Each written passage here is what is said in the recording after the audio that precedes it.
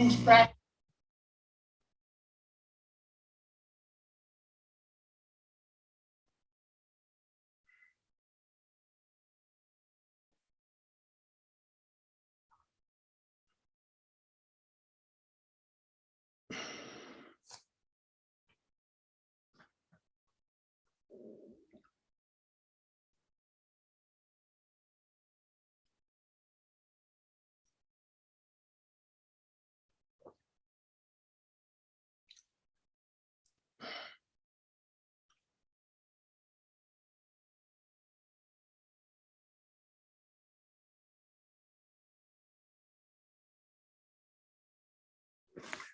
Good morning.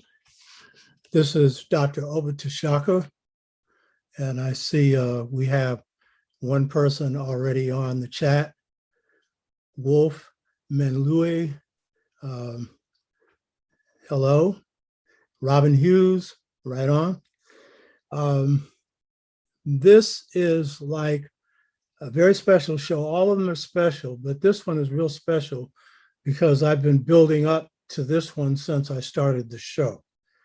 And so the topic for today's show is proposing a webinar to heal our spirits through the sixfold stages to mental freedom. The topic is proposing a webinar to heal our spirits through the sixfold stages to mental freedom. This has been like the real foundation for this show. And I've been building up to this. And in this, you're going to get the method for healing, which goes through the sixfold stages to mental freedom. And I'll be proposing a webinar that is being extensive, meaning it'll go on for a particular period of time separate from this show. And that's necessary because this is a transformational thing. This is not just information. So this is the real purpose of this show is to prepare you for a webinar that will go over a period of time separate from the time of this show. And it will engage people in some real deep healing around African identity and Black identity. So that's the real purpose of this show. I want to announce that next Saturday on the 26th of June, Professor Kaba Hiawatha Kamene will be my guest, and we'll engage in a dialogue, and the dialogue will be on the Anu. He's just come up with a book called The Shabaka Stone. If you get a chance to push that book. He also opens the book with the conclusions that I reached in the integration trap about how central the Twa or Anu are to world civilization and to African civilization. So we're going to have a nice discussion. I've known Kamene for many years, and I'm proud of the work that he does to wake our people up and to make a contribution to humanity at large. The following Saturday, you're going to get a special treat. It's going to be a show with my sister, Sandrea Bradley. My slave name was Bill Bradley. And my sister is a spirit lady. She's a poet. She's the best poet in our family. My grandmother was a poet. My mother was a poet. I'm a poet. My sister's the master poet. I'm an amateur. She'll even tell me. She's a practicing, among many things, astrologer. So what we're going to be doing next Saturday is having a discussion on the Kemetic basis for astrology, because that's where it came from, its connection to astronomy, but particularly how does it work for you to understand the person, which when we went through the God Within series, that's the Ka, your destiny.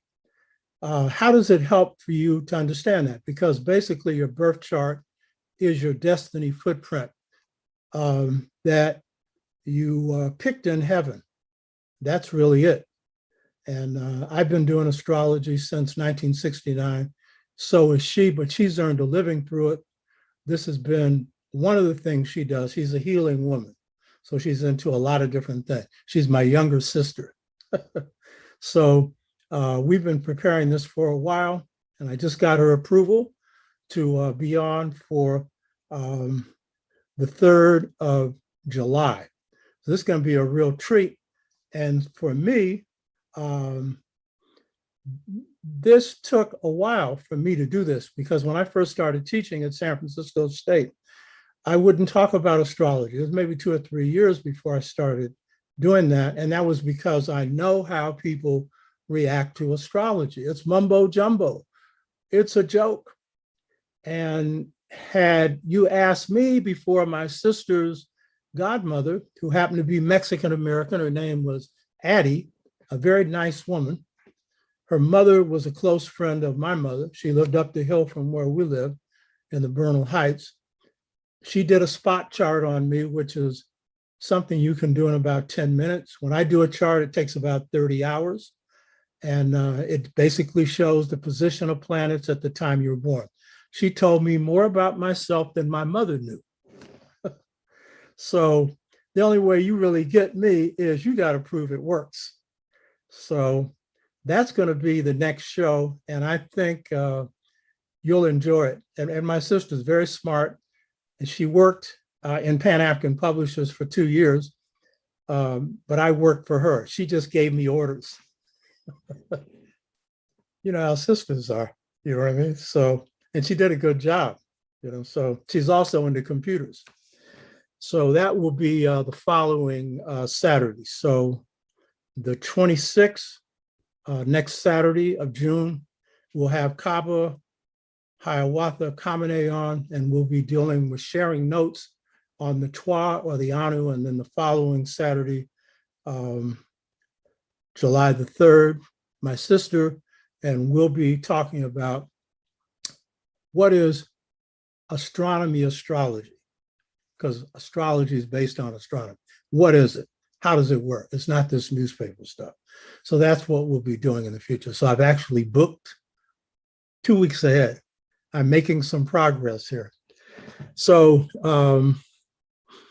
this show is for the purpose of launching a year-long webinar to heal our spirits through the 6-fold stages to mental freedom. Some people think they already got this because they've either read 20 pages in the Integration Trap, or when they bought the Integration Trap, a few people got the complimentary 40-page thing that I did on the 6-fold stages to mental freedom. And then a few people have checked out a thing that I did when I was working with Philippe Matthews on a 6-day webinar that was free, introducing the 6 stages of consciousness. Well, if you think that is the deal, then you really don't understand what's going on, because what we're going to be doing through the year-long webinar to heal our spirits through the 6-fold stages to mental freedom is we're going through an experience. And the way African systems work is they're transformational.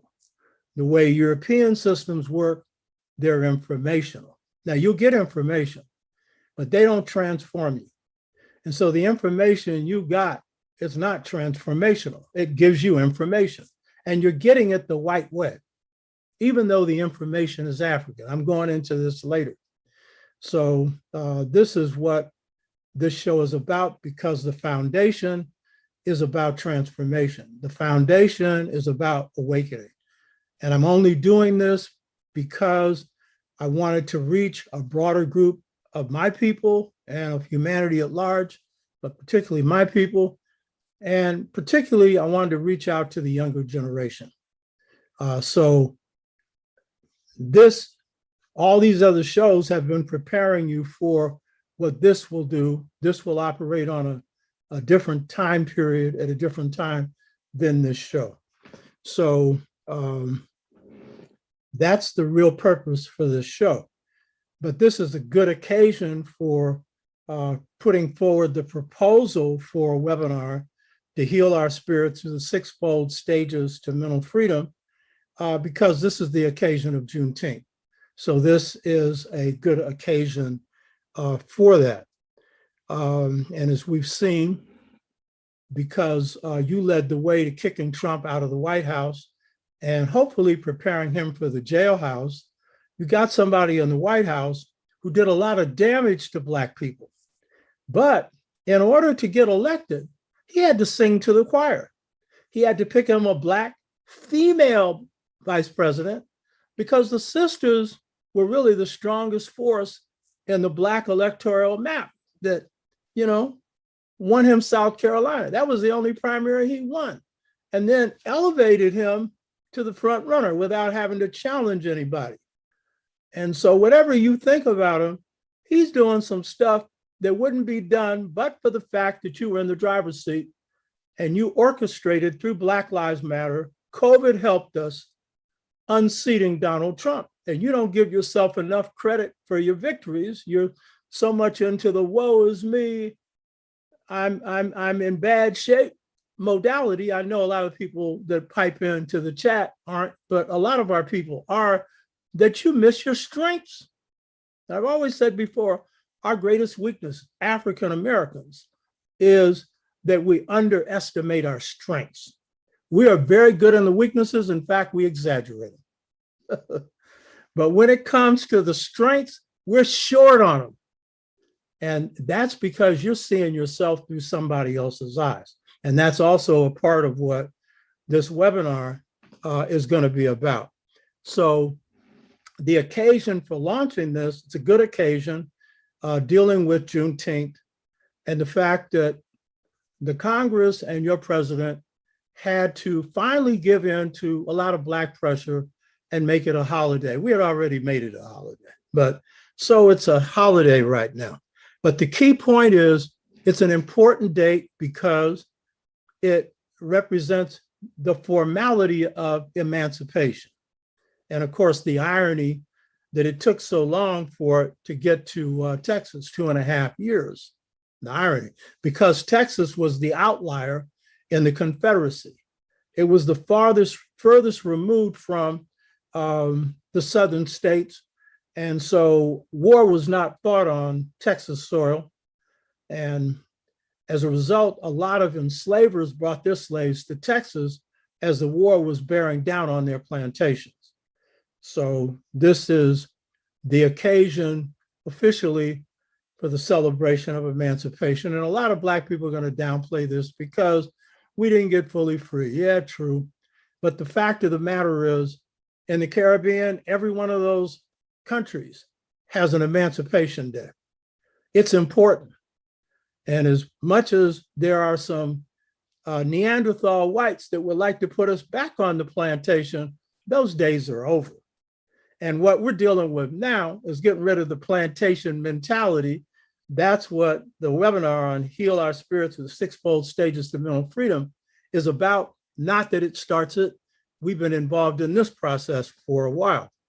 So Juneteenth marks the day when Blacks were informed that they were emancipated through General Granger's publishing of Field Order Number 3 that announced the emancipation of Blacks. It's not clear that he actually read it, but the word finally got out. And even in Texas, some people didn't get the word then.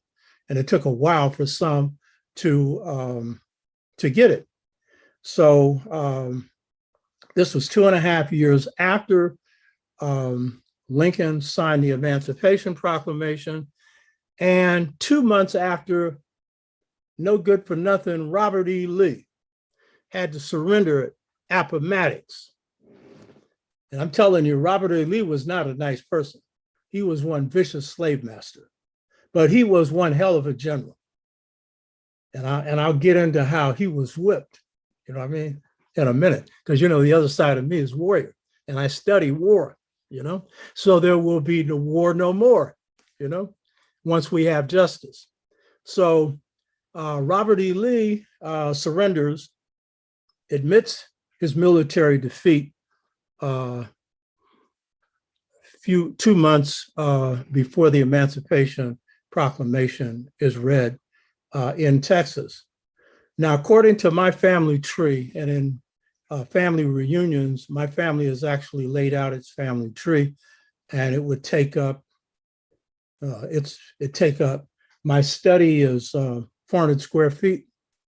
The length of it would take up the length of the study. It goes back to 1865, and it goes back to my earliest recorded ancestor, who's my namesake in my slave name. His name was William Henry Bradley. He lived in Virginia, the same place where Lee surrenders. That's where a lot of my people were.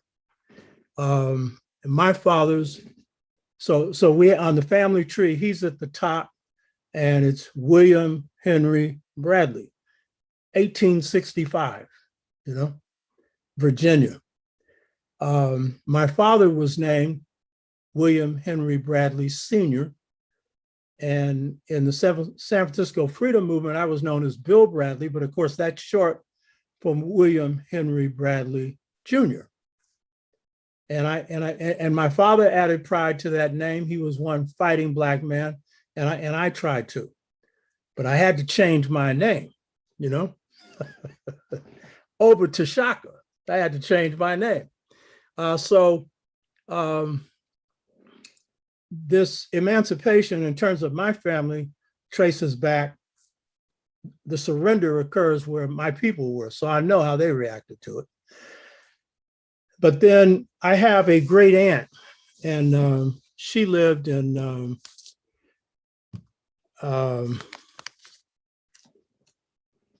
Sacramento, California. She was over 100 years of age, and her name was Juvena Bradley. She's over 100 years old. And in her family Bible, she left the record of where my people come from in Africa. This ain't on the family tree, but every time we have a family reunion, I make sure they insert it and put it up there, because when they compiled this, they didn't know this. And she noted that my ancestors come from Madagascar, which is an island off of East Africa.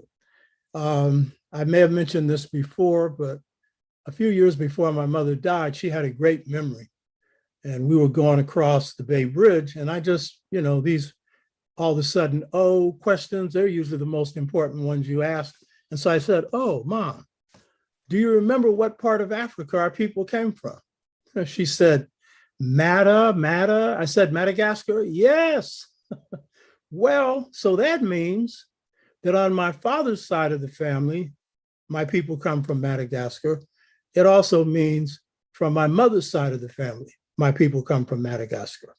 And then by way of Mississippi, because on my mother's side, my grandmother, great-grandmother, they're in Mississippi, the hellhole of Mississippi. So that's rare, because Blacks came into this country from Madagascar only during the early period of enslavement around the 1700s. So when I'm relating to Juneteenth, I'm reminded of my family, and I'm sure you are of yours. So even though we can all say, and this is true, what comes after, particularly the period after the end of slavery, Reconstruction, it's a kind of new slavery. It will lead us to say, well, yeah, therefore Juneteenth ain't that important, so what? No, it's very important. Because through an accident of history, because whites never really planned for any emancipation, no Supreme Court came up with an edict on it. It wasn't that the country had a conscience and suddenly they said slavery's evil. No, that didn't happen. It was through the circumstances of history, and particularly the role that we played in it, that this occurred. And it's our role that I really want to stress, because this role is usually missed. And it's missed by Blacks. And that's including a lot of African-centered people. So the key thing to to realize is that the Emancipation Proclamation was only issued as the North was on the verge of losing the Civil War. This is why it was issued. Remember what Lincoln said, if I can win the war without freeing a single Black, I will. If I can win the war by freeing just a few, I will. And if the only way I can win it is by freeing all of them, I will. Now, he was against slavery, but he was not an abolitionist, a typical liberal, who doesn't put their practice where their mouth is. So emancipation wasn't something that came from the kindness of old Abe's heart. It came from self-interest, political, economic, military self-interest, because what was happening is the great big bad Britain, which was the most powerful nation on the planet, it ruled the waves for 300 years. Britain was on the verge of recognizing the South. And this was serious, because if they threw their weight behind the South, the North would lose, because they would throw their economic weight. And that would give the South tremendous military resources. The North had an industrial machine to make their guns and stuff, to equip their soldiers and everything else. The South's machine was us, you know what I mean? And so it was skimpy. But if Britain came in, they get guns, they get everything you could think of, and probably British intervention. And I'm sure the British motive wasn't for the South to win, it was for them to intervene and for them to get the power they tried to get back in the War of 1812 and that they lost in the War of 1776, launched then. So what happens when Lincoln issues the Emancipation Proclamation, he then inspires the British working class to do something that white working classes have very rarely done, to stand on the side of enslaved Blacks in this country.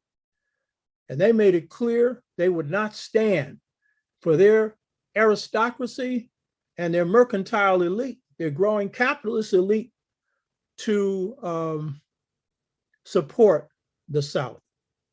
They were on the side of emancipation. And I think the groundwork that people like Frederick Douglass and others did, traveling to Britain, talking about the system of slavery, helped.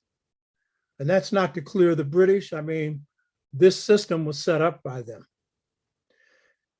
So this was the main motive. One was to prevent Britain from recognizing the South, though Lincoln could not anticipate that the working class would side with Blacks. He couldn't anticipate that. That was an unintended consequence.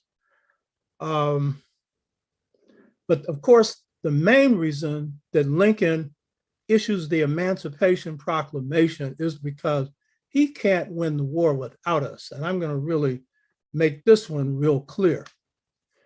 So Blacks don't just make a contribution to the Civil War, militarily and otherwise, but Blacks brought into the United States, and for Africans in the Caribbean and South America, into the Western Hemisphere, a set of fighting traditions, as well as a highly advanced system of education, which is in part what we're going to be drawing from in the webinars that we'll be launching later if you're interested in it. So these fighting traditions really lay the foundations for a lot of what happens with Black involvement in the Civil War. And these fighting traditions come out of secret societies. I'm a specialist on secret societies. Most of us have not studied African secret societies during enslavement. Carter G. Woodson is one of our few scholars who noted that it was one of the institutions that continued in the United States. For all of you that said slavery destroyed our culture, like hell, we had to recreate one here, but And one of the key institutions that we brought over was secret societies, and slave masters were not aware of them because they're secret. And guess what? Black people good at keeping secrets. Some of us have lost that ability now. Some of us watching too much TV and everything, and we just give up everything. But most of us, we're pretty good at secrets. And I'll tell you, the Caribbean African is even more secretive because they're more African traditional than us. They are into secrets. And it was an observation of enslavers that said, the African is by nature secretive. Yes, you hear me? And the secret societies of Africa were educational centers. These educational centers had to be created as secret societies as the Europeans began to come into Africa with their slave trade and later colonialism. So the elders had to preserve African culture through these secret societies. And I'm going to talk about Pahrump, the highest educational system in the world in ancient Kemet in a minute, which meant House of Life, highest university system. This grew out of the secret societies of Africa. And these secret societies were transformational. And so these were societies that trained young Africans, particularly between teenage years through 30, in all of the culture, and particularly in the arts of war. Now, in ancient Kemet, the Pahrump did not train warriors. The pharaoh did. But in African secret societies, they trained warriors. Some of the baddest warriors you could lay your eyes on. So some of these secret societies, one of which played a prominent role during enslavement, was the Loyal League, Loyal, the Loyal League. Prince Hall's African Lodge, which later got called Prince Hall's Masons. And there were many others. And I've studied a lot of these secret societies that pop up at the end of slavery. And they're not just the ones hidden off in the Masons and Elks, but they're independent ones with hundreds of thousands of members that helped us build up Black communities at the end of slavery. Secret societies were really the basis for institution building among our people. And insurance companies basically came out of those. Multi-$100 million insurance companies coming out of burial societies because Africans believe very much in life after death. So these secret societies, especially among others, including the Loyal League, had members on the plantation and among so-called free men and women of color. And they were dedicated to the overthrow of slavery by any means necessary. And they would provide the launching pad for much of the military activity that Blacks would participate in the Civil War. Secret societies were spirit political organizations. They operated on the principle of praise the Lord and pass the ammunition when it's the right time. They were fighters. When Nat Turner carried out the most successful slave rebellion in the US, and then later was captured, he was viewed by the Loyal League, the secret societies, as a great hero, as he was among enslaved Blacks in general. He was referred to as a him-be. And when we get into the system for the webinars, which you'll only really get when you go through them, because they're not just informational, they're transformational. They are him-be systems. In other words, him be what he preaches. That was Nat Turner. He was a him-be African who preached in the tradition of Africa and who was inspired by the Spirit. The Spirit came to him, showed him blood on the leaf, visited him and told him, God is telling him he must stand up for justice. He must make a stand against enslavement. This was his inspiration. Now, people call him a Christian. He was a nominal Christian, kind of like Sundiata was, or Sundiata in the great empire of Mali. He was a nominal Muslim. He was really a traditionalist. And most historians of Mali, that's what they say. And so that's kind of the case with General Nat Turner, as he was properly referred to. He was a spirit man. He had some little Bible background, but he was basically off into the spirit. The spirit of Africa drove him. So when he makes his stand, old Nat Turner, he's viewed as a warrior hero among enslaved Africans and the warriors in the secret society, because all the secret society members were warriors. He was a model for them. And for them, because the way the African mind works, he was making a demonstration. This was more than an insurrection. This was a demonstration. Check this out, because we often don't get this. No movements for liberation of Black folks in this country have been successful unless it's had two ingredients: the spirit and a successful or a sensible, reasonable political, economic, social program.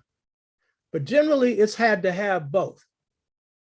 And so when you look at General Nat Turner,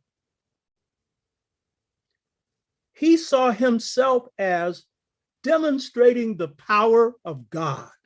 You hear me? We've had all these shows about the power of God within you. These Africans knew that. Some of us who moved away from that.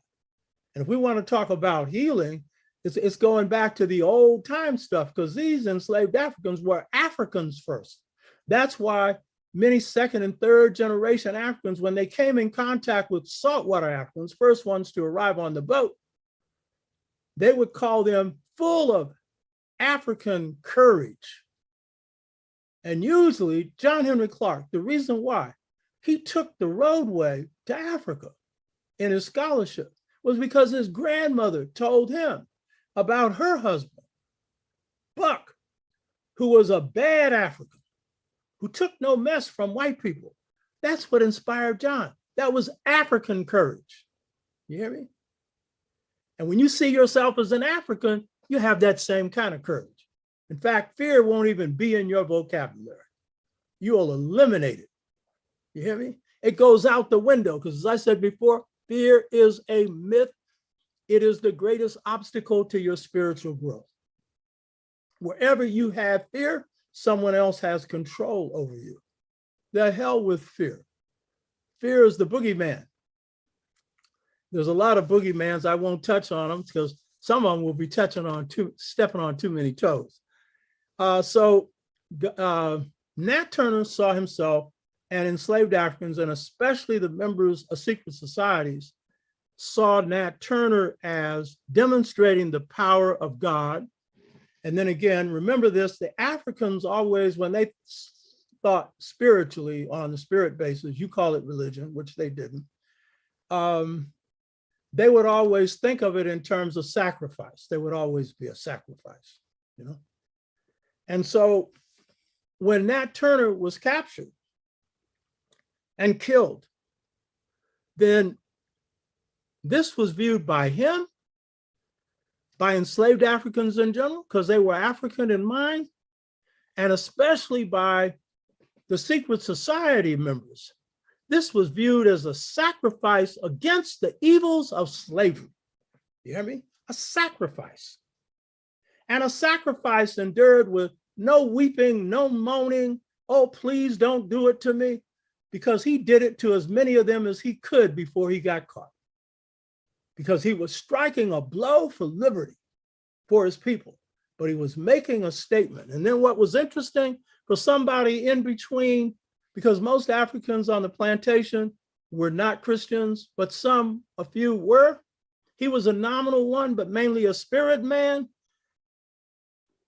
The fact that he was executed in Jerusalem had a special meaning to Black folks. You hear me? So the key point that I want to make here is that the belief that slavery broke our people is mumbo jumbo. If that's what you want to believe, then your head is still in the plantation and you're really going to need this webinar to free your mind. But I know a lot of you listening right now, you know better, but a lot of us don't, you know, because the majority of Africans on the plantation were spirit soldiers. They were just looking for the right opportunity to strike a blow. If that blow was fast feet and getting away, that was the blow. If that blow was putting some poison in your master's food, that was the blow. If the blow was to get revenge for what old Miss Ann did in whipping an enslaved woman's child, then that's what she did. You hear me? But wherever on the plantation, the master said no, we took the yes position. And when he took the yes position, we took the no position. And if you don't understand that, you don't know the souls of Black folks. So long before the Civil War, Blacks were preparing for the Civil War. Because you see, people coming out of secret societies, some of them, if they came out of the Islamic ones, were erudite, meaning they wrote, but others were highly educated, but they came out of oral societies and their memories were, their minds were libraries. In either cases, they were highly informed, very wise, and they could see ahead. Remember I said about enslavement, a lot of Africans lived outside of time. And those Africans were living in spirit time. And spirit people can also see ahead. And so Africans were plotting where this thing would go before it happened, this Civil War. So we know that David Walker wrote David Walker's Appeal. Those of you that don't know, it's an important book that encouraged slave insurrections, violent ones. But with caution, David Walker said, only strike a blow for freedom when the time is right, meaning don't do it if we don't have a chance of winning. So this was very key. And it's very interesting. David Walker's Appeal was written after he accompanied Colonel Rockman, who had been a plantation manager in Mississippi, had been a colonel in the Fulani Army and was captured and enslaved in Mississippi. And it's only when the slave master wanted to sell his daughter that he petitioned the president of the United States through the King of Morocco, got his freedom, and then traveled to Harvard to lecture on African culture and then went back to Africa. David Walker was accompanying him on that trip. And I think Rockman, who also was an affiliate of secret societies, inspired, or at least was one of the inspirations for David Walker's Appeal. In 1848, one of the Black Convention movements, and these were movements that Blacks held, so-called free men and women of color through the 1800s, debating the issues of ending slavery. And the one in 1848, the convention called for Blacks to organize militias, armed militias. And this is in preparation for a war that would be fought to end slavery. So they wanted to prepare for this. The only place in the United States where Blacks could legally organize militias was in North Carolina. But Blacks organized them in other places. So in South Carolina, Black militia units were armed, and the members of the Black militia units were Loyal League members. And because they couldn't get regular uniforms, they wore red pants and they had a special uniform and they were armed. And they were initially under a brother by the name of Prince Rivers. Prince Rivers. They drilled, they prepared. They were preparing for the war to come. Now, South Carolina organized the best organized rebellion in the history of enslavement, the Denmark-Vesey Rebellion. And that rebellion was very, very thorough in its organization. And Blacks were the majority in South Carolina, so there was a real fear among whites, particularly in South Carolina, of Black resistance. And many Blacks who escaped from South Carolina went to Florida and joined Osceola, fighting with the Seminoles, having two armies, an African army, a Native American army. And this was the only successful war that Native Americans won, and it was the only successful slave revolt that Blacks carried out. The Seminole Wars, those were bad, bad, you hear me? So in Philadelphia, you have a brother named George Stevens, and Stevens organizes a militia. He's the commander when it's organized, and he sends to the governor of Philadelphia a message: we're ready to fight. So this is the key point about this is, get it straight. Abe didn't free your butt. Of course, you still ain't free, but that Emancipation Proclamation, he had to issue that. And in a minute, we'll get into, some of you already know this, we'll get into what it actually covered. But the fact of the matter is, it wasn't the Union Army that freed you per se. It was certain people in it. Guess who? So Loyal League members and other secret societies pushed Abraham Lincoln to sign the Emancipation Proclamation. Other Blacks were as well. People like Martin R. Delany had been preparing, and he was the most brilliant person we produced in the 19th century.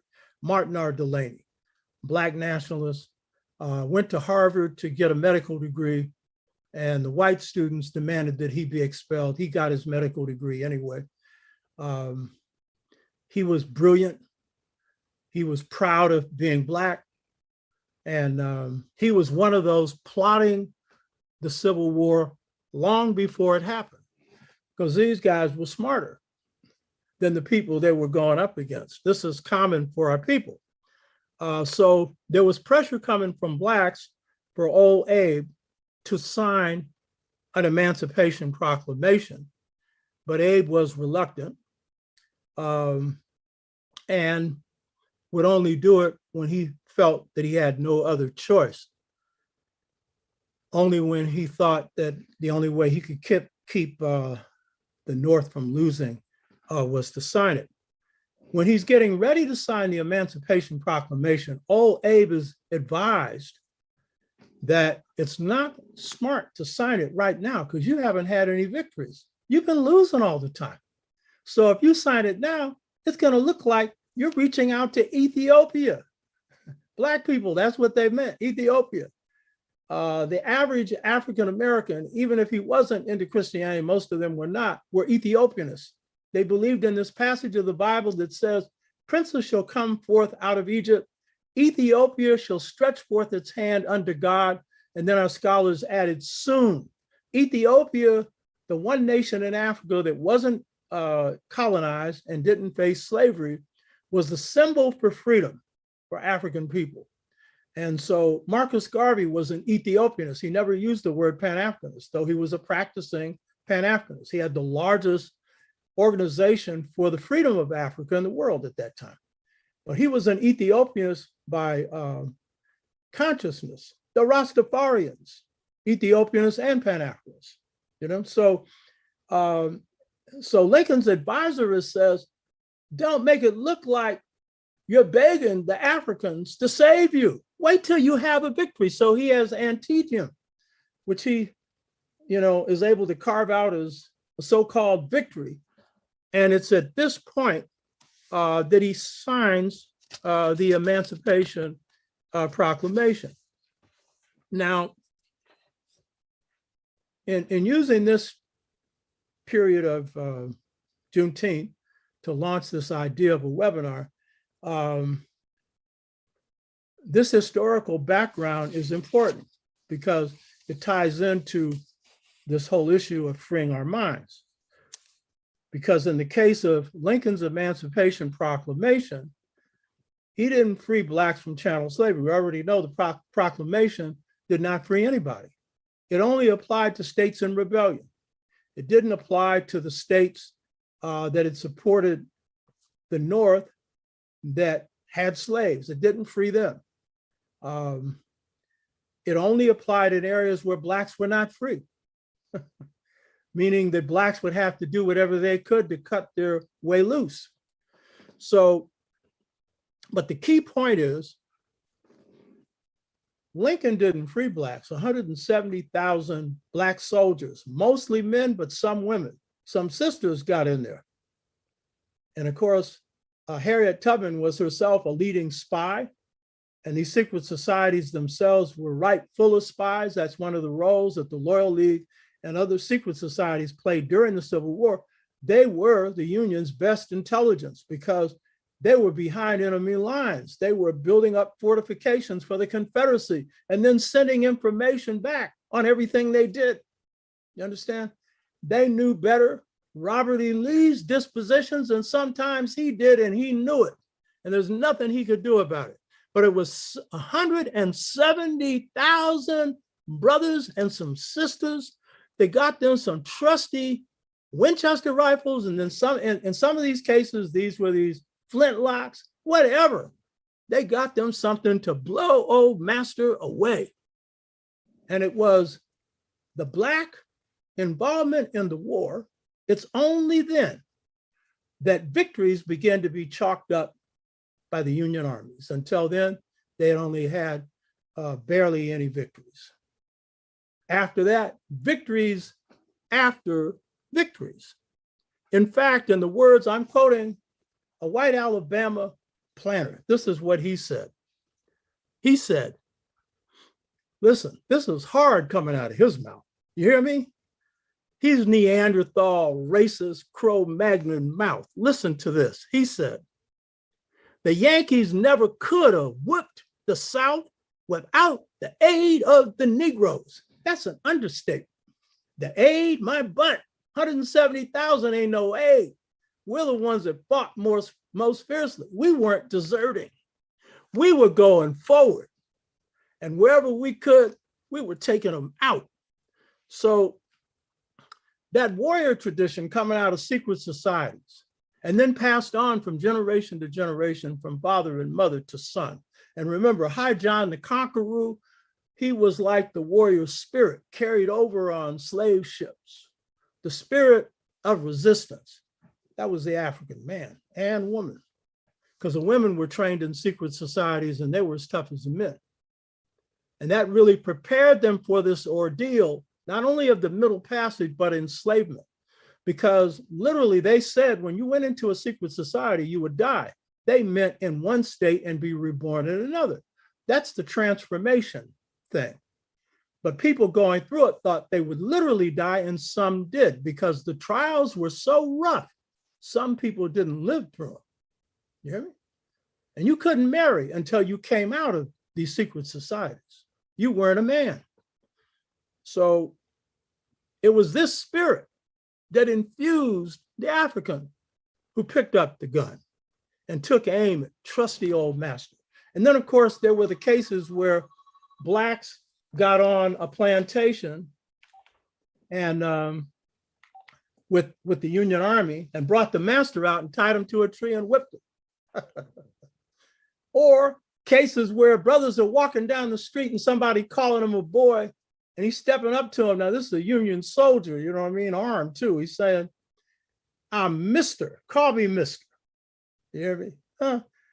Because when you fight for your freedom, there's a transformation that occurs. And by the way, the sixfold stages to mental freedom came out of a fight. A fight. I went through this. Malcolm went through this. Others went through this. You don't get this just by reading a book. You got to be doing some other stuff. So let me tell you something. These Africans who engaged in this victorious struggle, they didn't just free themselves from chattel slavery. A lot of them underwent mental freedom, because it is a profound experience when you're able to lift the chattels, not only off your arms, but off your people and off your minds. And the fight is one of the best ways to free yourself, along with a path of transformation. And their path was, they were still Africans. You hear me? As Zora Neale Hurston, I've quoted her before, said, one of our foremost authorities on African-American culture, she said, the closer Africans got to enslavement, the more African they were. She actually said the closer at that time Negroes got to enslavement, the more African they were in every way, contrary to popular opinion. So this warrior code was real key of these Africans. And by the way, these Africans had certain codes. I have similar code. Kill no women, kill no children. Mine is treat my enemies with respect. Only degrade them if that's the only way I could win. I've never had to do that, but if I had to, Hannibal used that. He would do whatever psychological war he had to do, and sometimes it's degrading his enemy. If it was an enemy that could be provoked, and there's nothing wrong with that. But the African warrior has a high code of honor. And part of that code is you don't hurt women or children. Many Blacks who fought in the Civil War were criticized by white soldiers, and particularly by white historians, for not being good warriors because they didn't kill women and children. Now, Nat Turner did. That was a rebellion, in part Old Testament inspired, so I understand that. But the fact is, most of us had a code that would not permit us to do that. And by the way, Amilcar Cabral that you see in the sunglasses behind me, that was his rule. He killed no women, he killed no children. And that's part of the way in which he encouraged and actually triggered a rebellion in Portugal that overthrew the dictator Salazar. It was after these soldiers had gone in and got whipped by Cabral, but also experienced this humanity compared to their savagery. It caused them to go up against their own leaders. So this was also a part of the African warrior tradition. Don't think you have to stoop to their level to beat them. You do not. And in fact, what's the point of winning if you come out just like him? You know what I mean? Now, one of the most important shows that I've had, because a number of my shows have prepared you for what I'm getting ready to do now, prepare you for getting into the system for transformation. And so a number of different shows have done preparation for that. One was a show that I've retitled. It had a different title when I first did it. It's called How Black Power Produced the Military Defeat of the Confederacy, Segregation, and Trump. I consider this to be one of my two best shows.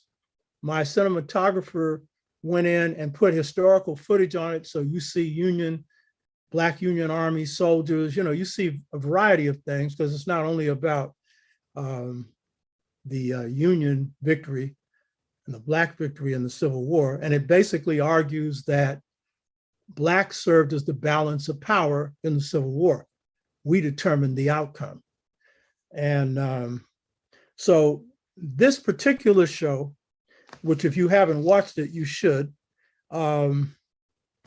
demonstrated this role as Blacks being the decisive factor in the victory, in the outcome, and in Black emancipation, and was key in showing how whites were defeated. I also made the point in this show that there are two major defeats that whites have faced in this country at our hands. One was through the Civil War and the defeat of the Confederacy, and guaranteeing the end of slavery. And I should point out, Loyal League people were very concerned that if the Civil War ended before they engaged, before they were involved, slavery may well have continued. And this was a real key concern that Blacks had, particularly Blacks prepared to fight. So they knew they had to be a decisive factor in this to seal the fate of the Confederacy. And so it may well be that some of the Black spies who were spying for the Pinkerton, which happened to be the equivalent of the FBI or CIA, that's all they had then. They were Pinkerton guards that mainly worked for the railroads. They were in charge of spying, and they, had contact with Black spies. It may well be that some of those Black spies held off information at times because in the early period of the war, it wasn't going to benefit us, Yeah, so you get this, the war's over, and you're maintaining slavery. Blacks ain't dumb, you know what I mean? So the first defeat that whites suffered was losing the Civil War and then losing the institution of slavery.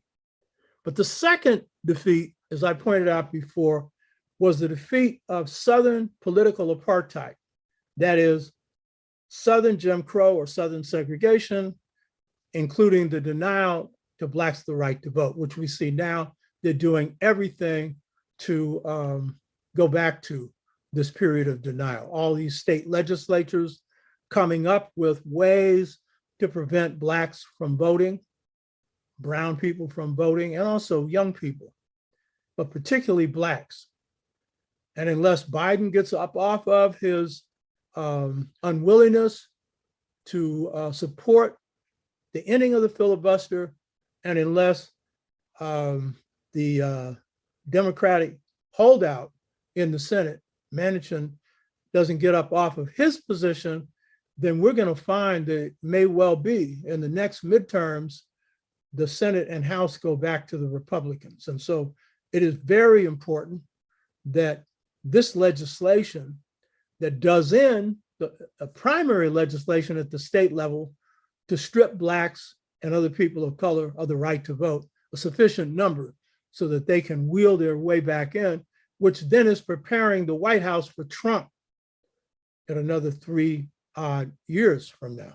So this is something that seriously is at stake, but you're in the position to determine the outcome of that. You need to get up off your Black behinds and get involved in something. You watching my show, you should be doing something in your community. And if you are, let me know what it is. And if you aren't, get involved in whatever it is that's uplifting our people based on your interests, but not just putting your head into a book. A book's important, but then, you got to have a hook with the book. You know what I mean? Do something. So these two victories were real key. And the victory against Southern political apartheid was a major victory. But the biggest gain that we made during that time wasn't just ending segregation.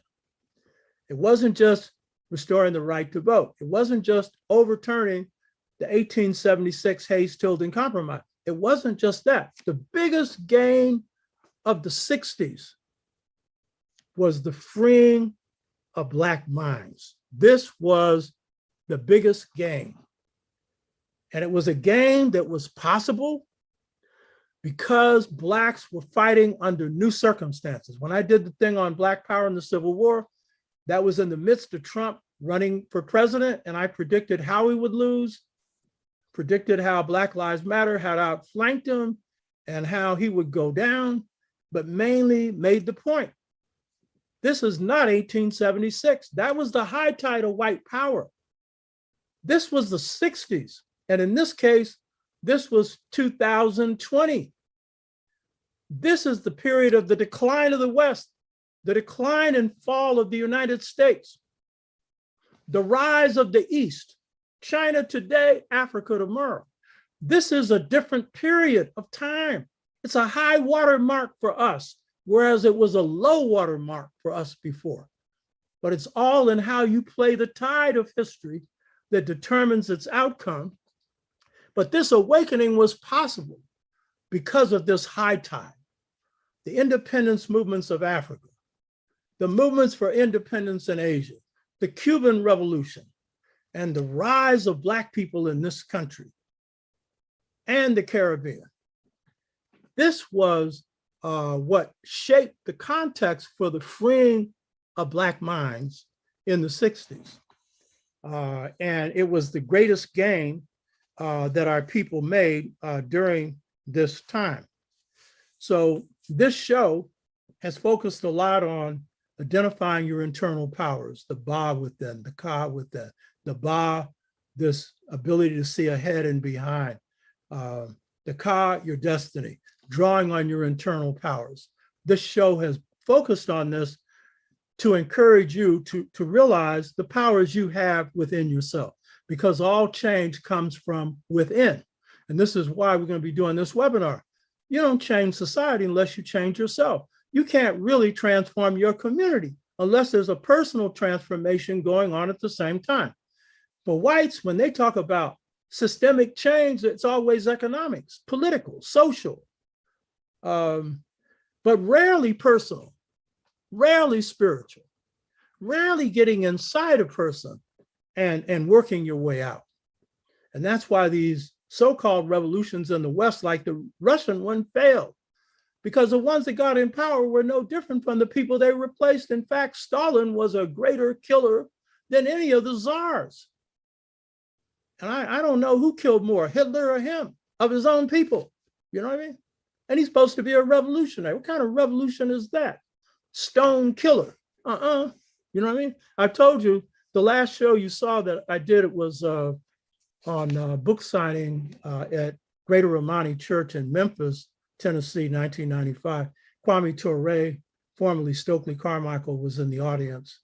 And you should keep that leaflet because that's a historical little shot there. For me, it is. Me and him talking. And then at the end, I'm signing a book and giving him a copy. He was my good friend. I led the Black Nationalist Wing in CORE. He led the Black Power, Black Nationalist Wing within the Student Nonviolent Coordinating Committee. And the discussion I would have with him over and over, I've said this before, is the key to a revolutionary is transformation. It's awakening. And the key to all of that is the moral quality of the person. A great revolutionary has to be a great human being. And that's a discussion I always started with him on, because he was my buddy, but some revolutionaries like to focus on the ideology first. Now, it's the values of a person first. Person honest? Are they trustworthy? Are they kind? Are they good people? That's the key quality. And then those other things we can work on. So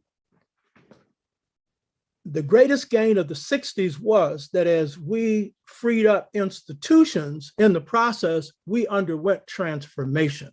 We underwent change. King, in his theater in the South, he called it the New Negro.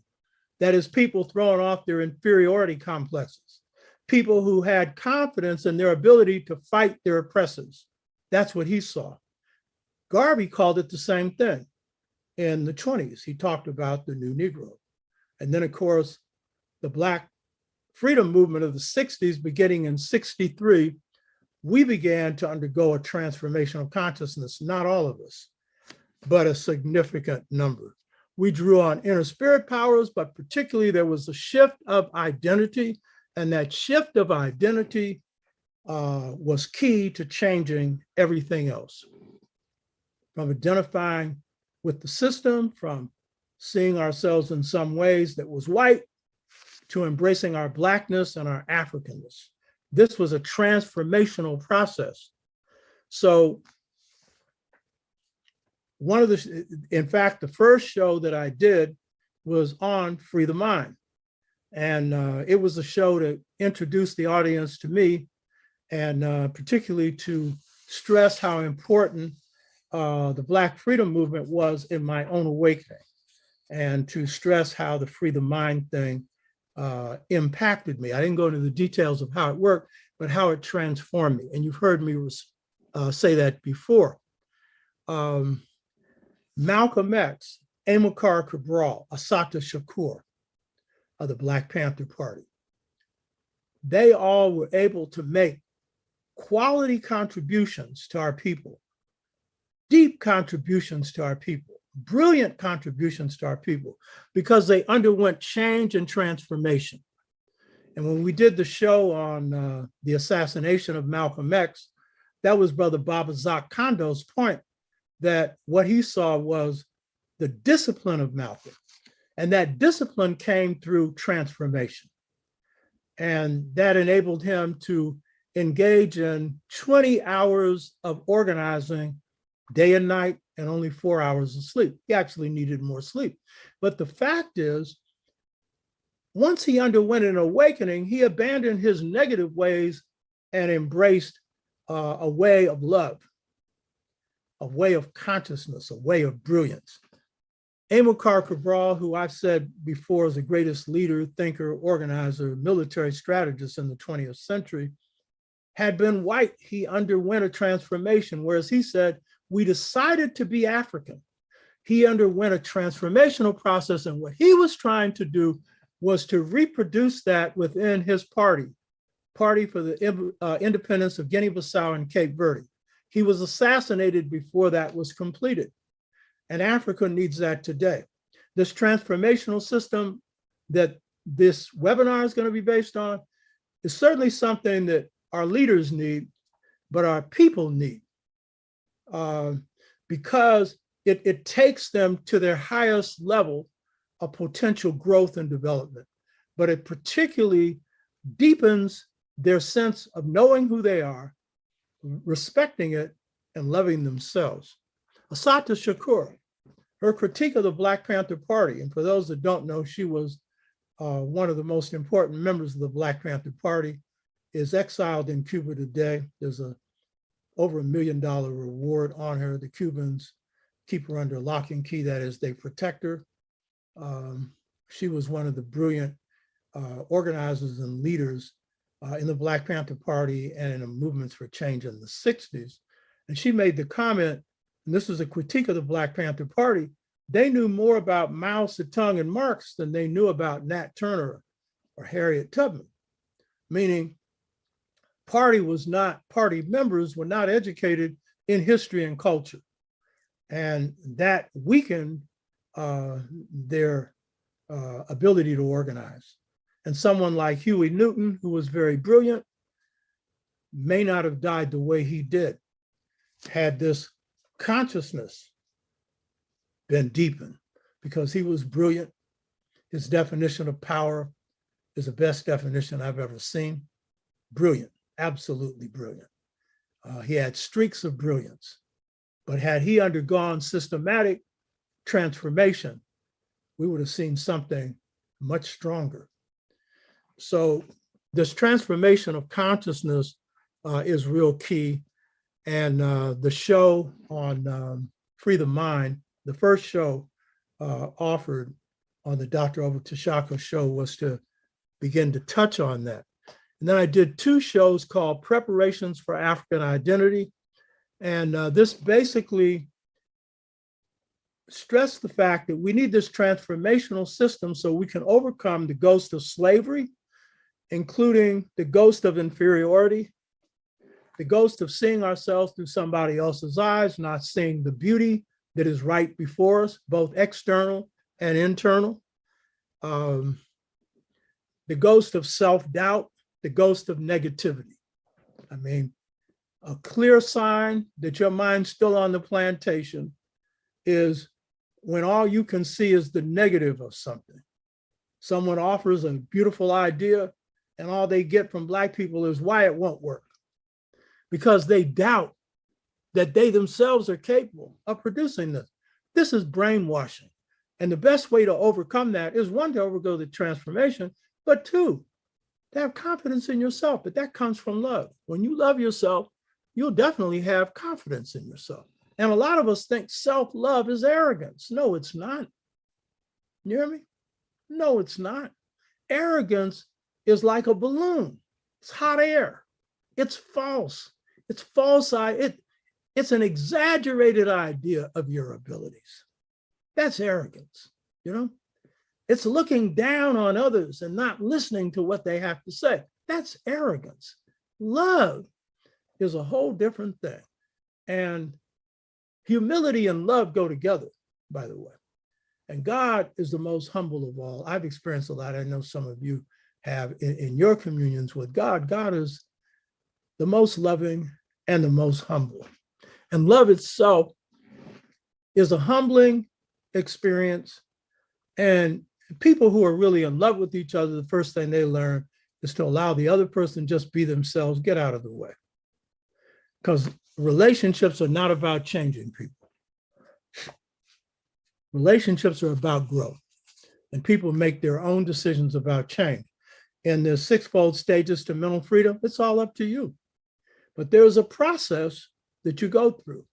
And if you're open, then it's a process that will help you grow. It's kind of like putting water on grass. It's a watering process, you know? So we have covered this three-part series also on the Twa and or the Anu at the stage of Kemet, the agrarian stage.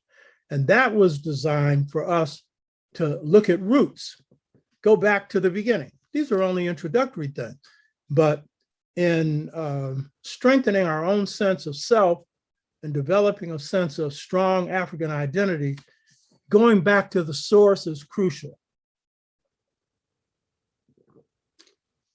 And the source of African and world history are the Twa, and they have been left out. And Brother Kaba Hiawatha Kamene will be on next week, and we'll both be doing a discussion on comparing notes on the Twa, the Anu, in African and world history. So all of that has been to just lay a foundation for a deeper plunge into understanding of ourselves. On this show, we've also covered politics.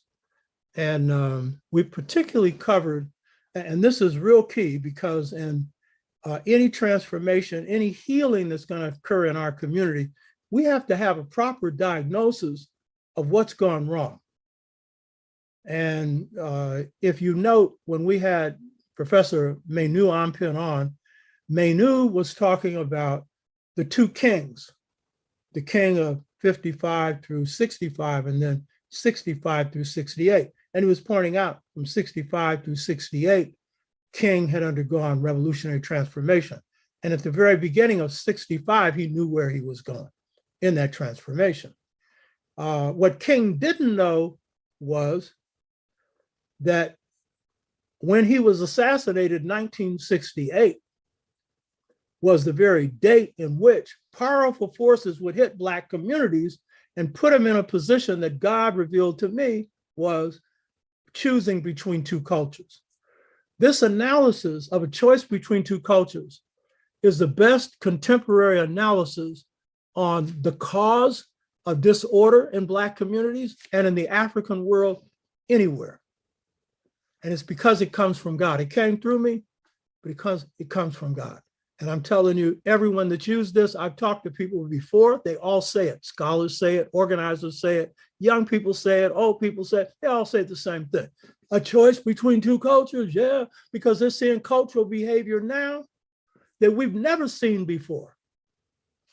Levels of disrespect of elders, the disregard for life. These are things we never saw before. You hear me?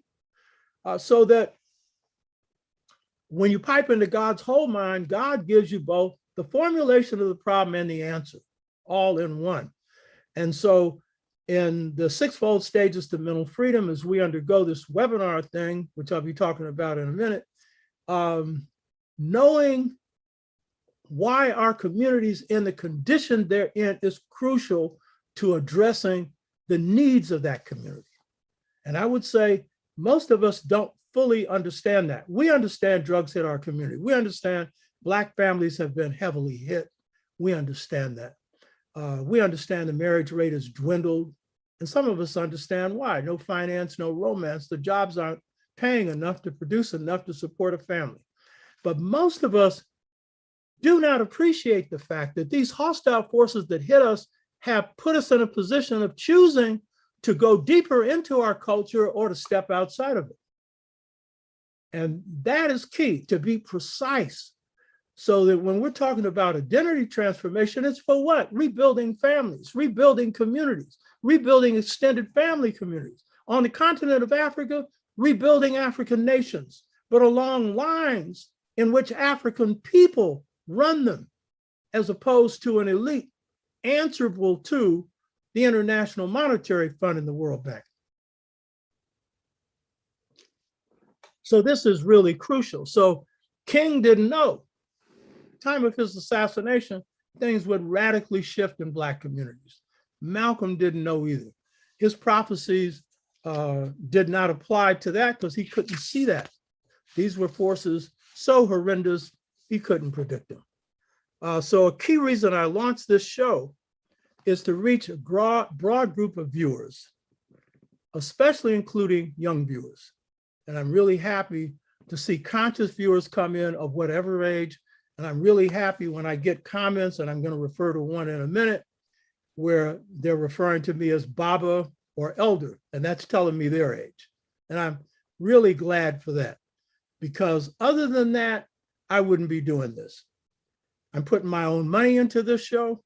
I'm putting a huge amount of time into it out of love, because I love my people and I'm giving you my best. I always do my best. I was a Boy Scout when I was brainwashed. I was a Life Scout, and I couldn't get an Eagle Scout because I couldn't swim until the last day of high school. You couldn't graduate because I was in the ROTC, a lieutenant colonel. I was a brainwashed, but military, second in command of all the ROTC units, got the award of the best cadet. I'm the best at whatever I do, I think. That's what I try and be. And so you couldn't graduate if you didn't take physical education. You had to be able to swim. What a dumb requirement. The last day of my class for swimming, I learned how to swim. Yeah, like hell if I'm staying another year in this school, you know what I mean? But I was in the Boy Scouts, you know what I mean? And be prepared and all this kind of stuff. That was designed to prepare you for war. But it was also good. You got to go camp, you got to go and ride horses, you got to go shoot guns, you know what I mean? You got to do all of this stuff, you know what I mean? So it was good.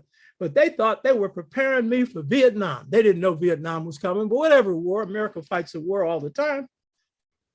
And so when I'm demonstrating on behalf of the Congress of Racial Equality in front of Kezar Stadium, which was the old stadium across from my high school, Polytechnic High School, where they used to play football, my little Italian American, because I was living in a white community from 7 years of age until, so I'd been the, Life Scout and senior patrol leader and all this stuff. So here comes my scoutmaster. He's Italian Americans. This was an Italian church, Catholic church. And he comes up and looks at me. And I'm in the middle of demonstrating against racism in football. This was one of the first demonstrations we did at CORE. There's a guy named Sam Skinner that proposed this at Ella Hill Hutch's house. Ella Hill Hutch was the mother of the San Francisco Freedom Movement. That Black woman got me in the movement. My mother's best friend, one of the kindest, most conscious, beautiful people I've ever known. And so here we are demonstrating, and my little muscular, little short Italian American, he comes in and looks at me and he says, "Bill, what happened to you?" For me, the answer was simple. I'm demonstrating against racism in sports. They need to have some Black football players here. I didn't get it. Later, I got it. What he meant was, we had you on a path. You're supposed to have a military uniform on, or you're supposed to be working in corporate America. What happened? What happened is I experienced the 6-fold stages to mental freedom. I underwent transformation, baby. That was just the beginning right there. I wasn't conscious of it then. I didn't know what it meant, what he said, but later I got the message. He's saying something didn't work. Darn right it didn't. So I've taken that discipline that I got from the Boy Scouts, which I think I already had. It's internal. And then my family, we were taught to be excellent in whatever we did. My mother was a straight A student. She taught us everything we needed to know. When we went to school, we were probably 3rd or 4th grade. All this stuff was boring. My mother had already taught us this. Come on, give me something challenging. That was my mother, you know what I mean? And then my father, he was the essence of the work ethic. Worked 2 jobs. Worked one, came in, took a bath, ate his dinner, went out, worked again, took another bath, went to sleep. Only day off was Sunday. That was my father. You know what I mean? And then would work upside the heads of white folks who use that N-word, knock them out, and then say, "That's me, buddy." That was my daddy. You understand? A walking war machine, one-man warrior. You know what I mean? And smart too, very smart. Never went to jail for none of that. That's why he became a bouncer, so he could be legally authorized to knock out white people who are threatening the business of a Chinese American named Charlie Lowe, a nice little multimillionaire Chinese American. So the key point I want to make is that we're going to strengthen Black families and Black communities. And this webinar, it's going to be about transformation, but the key point is to use it to help heal our communities, strengthen our communities. We got to have the proper diagnosis of what's gone wrong. And the choice between two cultures defines what position our people have been put in. And it therefore says, whatever we do, culture has to be a cornerstone along with the politics, the economics, family rebuilding, and a host of other things. So this is the key reason that I launched this show, is so that we could prepare people so that we could get into this kind of thing. And so it's the sharing of this that is most important. Now, the best way to deal with healing, particularly the healing that has to deal with the ghost of slavery and the post-1968 external forces, and drugs being the worst of it, but many others that have put us in this position. The best way to deal with the healing is to put the first stress on identity transformation. This is real key, because when you deal with identity transformation, then you're clearing up the confusion, the muddle that comes out of slavery. And then the muddle that's been accentuated now by the external forces that have led some of us to put material and individual things before our own humanity. So identity transformation is crucial. But getting into addressing the webinar, I wanted to start with a comment made by one of our viewers. And I always look at these comments, and there's some very interesting ones. You all have a lot to say. And they're usually the comments that come sometimes in the chat, but a lot of times underneath the particular show, people will hone in and make comments. And this one I found to be particularly insightful. It comes from Brother Robert. He didn't give his whole name, so Robert is his name, saying Brother Robert. He makes a comment, and the comment, I think, is a challenge, and it's a challenge that speaks to what a transformational system needs to address. And he's raising it, and you can see this is a younger brother. In this case, I get the sisters who are raising some real good points as well.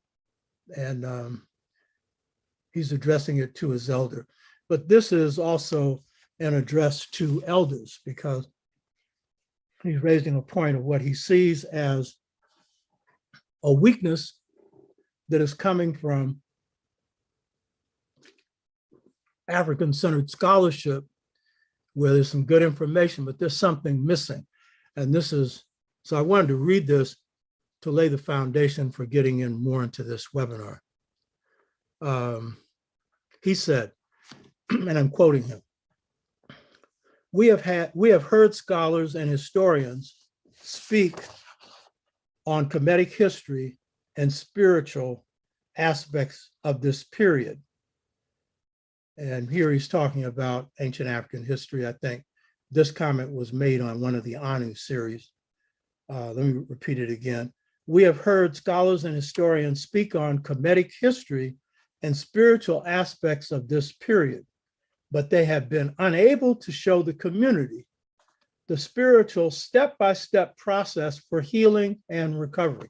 This is real important he's making here. While there's been some good information that he's getting from our scholars and stuff, he said that what has generally happened is that we have been unable, the scholars have, to show the community the spiritual step-by-step process for healing and recovery. Real important point he's making. And then he goes on, quoting him again. The question is, do we have a process for healing to uplift the community and to redirect the current situation to renewal? So this is a real key point. He's talking about community healing, not just for himself, but for his community. He went on to talk about the high spiritual civilization worked out in Kemet to make another point. He goes on to say, referring to discussions that I had in previous Anu shows, and I've called them spirit science. And then he goes on to say, what you call spiritual science, but with all of our knowledge of the period, ancient African history, we can't show the community how to live spiritually to heal the community from trauma of our horrible experience of the current mental, physical, and spiritual bondage that shackles us today. He goes on to suggest that what our scholars need to do with the ancient Kemetic text to benefit our people. And so he's saying, he made some comments on what he thought needed to happen in terms of, translating the scholarly texts and stuff to apply it today, since he thinks that the answer comes out of these texts and applying them to healing and stuff. So then he goes on to make the point. If we can't transmit an experience for our collective benefit, then it's just more knowledge without work, thus no spiritual advancement or progress. And then he goes on, and then in conclusion, he said, with respect to the elder, meaning this is his comment. I have a comment here by one of our viewers on the chat. He said, many elders, as you have pointed out before, are suffering from an arrested development. Many who are physically in their 40s and 50s are mentally in their 20s. Can the sixfold stages mend this? Oh, yeah. So he's raising a very important question. And I look at these comments, and there have been a number of value comments. Some of them I've seen the need to act on. I haven't been able to yet, but I plan to. So that's part of the reason why I do these chats, but I also like to see these comments. But in this particular case, he's really making the case. He's making the case that he's first asking the question, do we actually have systems that will help us in the healing process coming out of our history? In this case, he's locating it to Kemet. So this is the overall question, and I agree with him. I think that some of this is lacking in terms of presentation, and there are reasons, but I also have other comments, but I agree with his fundamental point. He's making a good point, and this is precisely what these webinars are designed to address and what this show has been preparing people for. And I know from the comments other people have been making, a lot of you are going through transformation now. Some of you have gone through a lot before. Some of you are extremely well read. I know that. There's a core within the core. I got a dedicated group of people who watch this show. It needs to expand. You need to be recruiting people. People need, when they watch this show, to subscribe. It's simple. Just hit the button. That means all kinds of difference in terms of what we can do. The more people we can reach, the better. That's the key point. But the quality of people we have that have been watching this show is truly outstanding. So,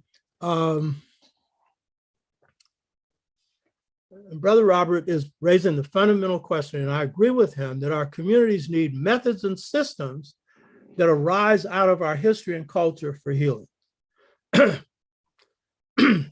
However, I do not think that those scholars who put forward good information and wisdom without systems are a waste of time, because we can use the information they're providing to help us construct systems. Everybody doesn't create systems. And by the way, for you to be able to create systems, you have had to undergo transformation. This is real key. And then be able to share it. So, but I agree with his point. Information alone is not going to get us transformation.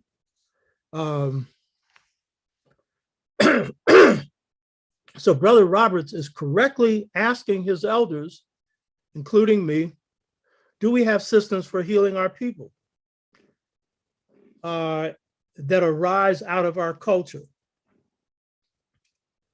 as African people?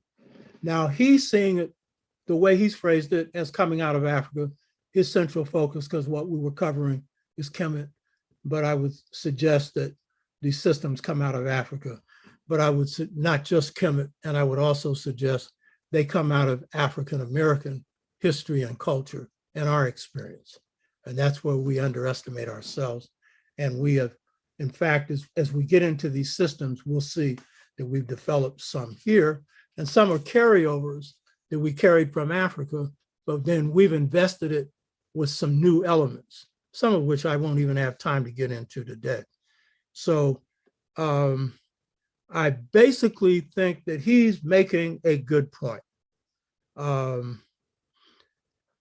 what we have to offer has to help us in terms of healing and growth and development as a people.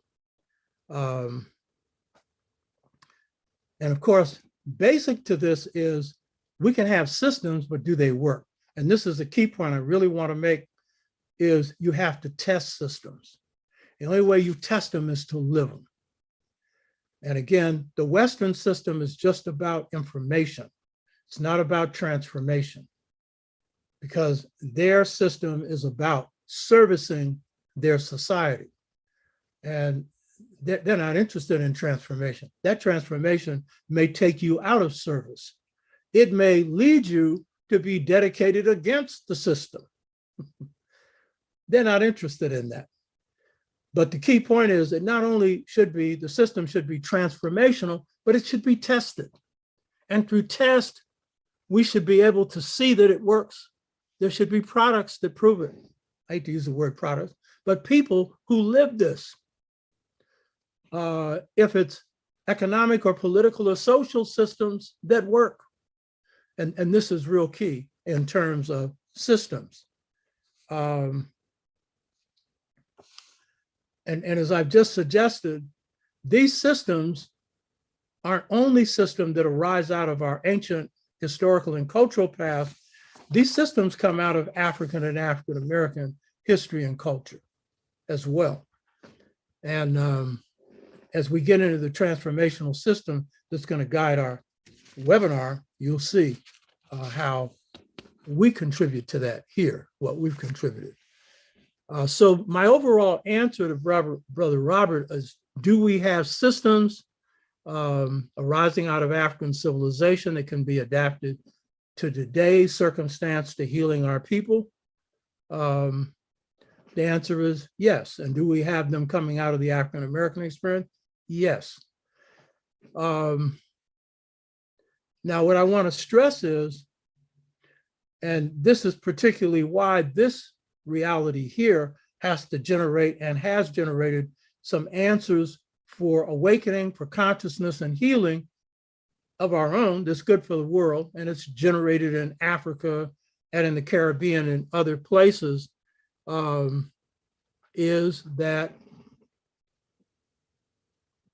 some of the most important healing systems, and the one that is going to be the basis for this intensive year-long webinar on the sixfold stages to mental freedom, that's an organic system.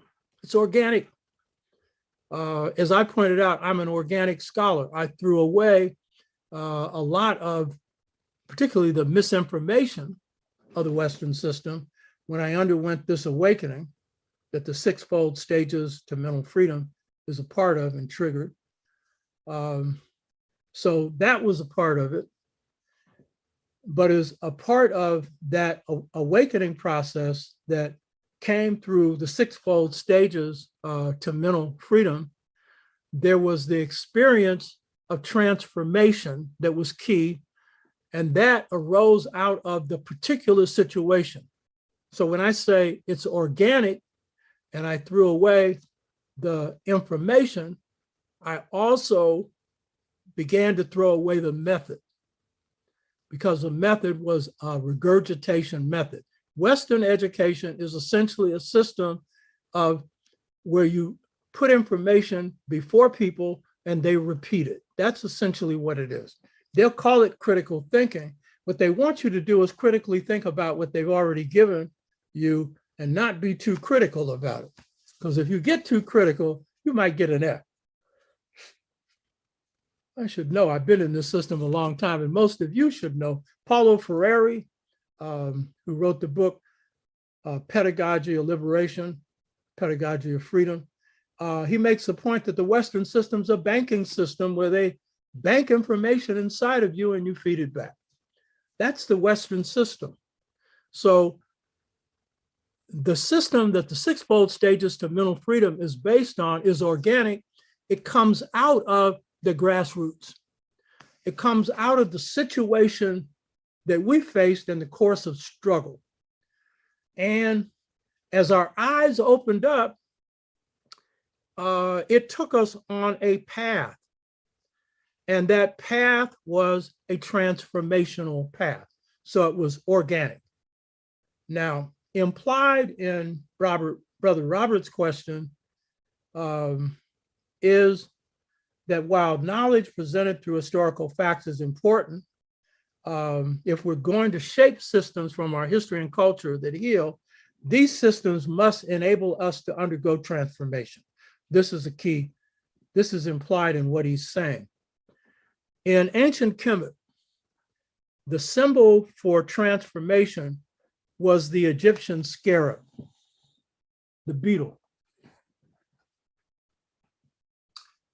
This is an example of it. If you could see my study, I have a huge wing of Horus scarab beetle on my wall because it's my netter. It's my divine principle. This ring you see that I wear, that's a beetle. My name, Tashaka, means beetle because it describes my essence. But the key point is in Kemetic transformational systems, the scarab or the beetle represents the netter of transformation. Netter can be divine principle, or netter could be an ancestor who's passed on. Asar, the netter of life, death, and rebirth. Heru or Horus, the netter that symbolized pharaohship, and so forth. But it's a divine principle or divine force. Could be a divine ancestor, divine spirit. So in Kemet, transformation is explained through Khepra.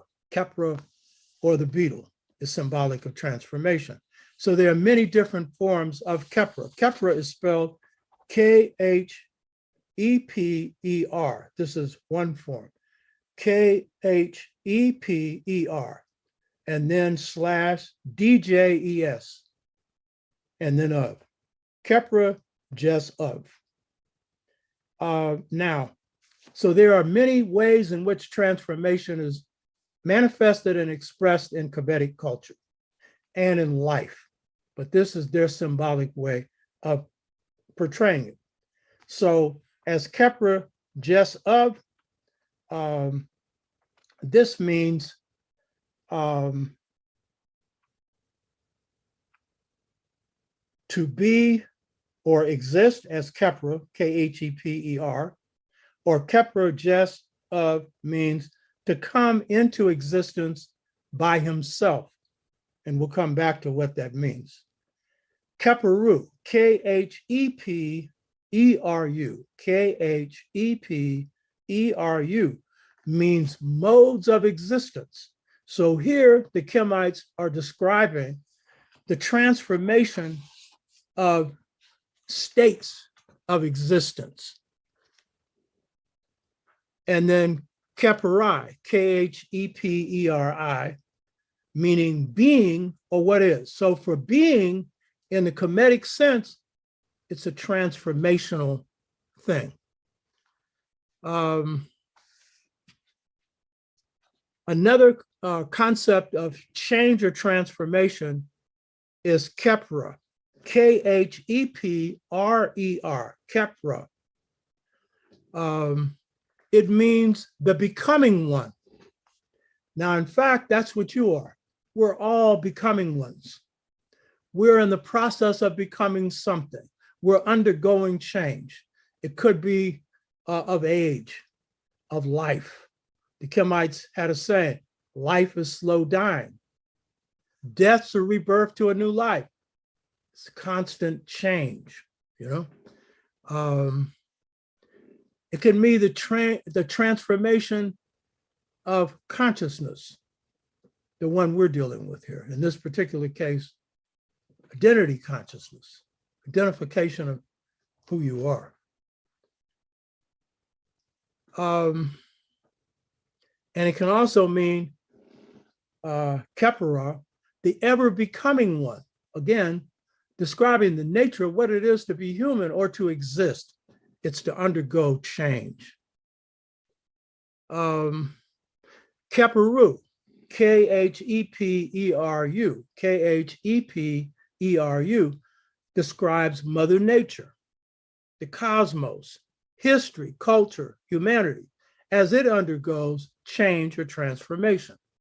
And going back to the highest level that I started with, Khepera Dejeso, Kheprer-Dejes-O, Kheprer-Dejes-O. It means he who came to existence by himself. This is referring to Ptah, P-T-A-H, God who emerges from the primeval waters. And as God emerges from the primeval waters, which in Kemet is the first occasion, because they see the first occasion as a watery like mass, full of electromagnetic energy, which is a concept of physics in their idea of origin. So what comes out of that is God coming out of that in the form of Khepera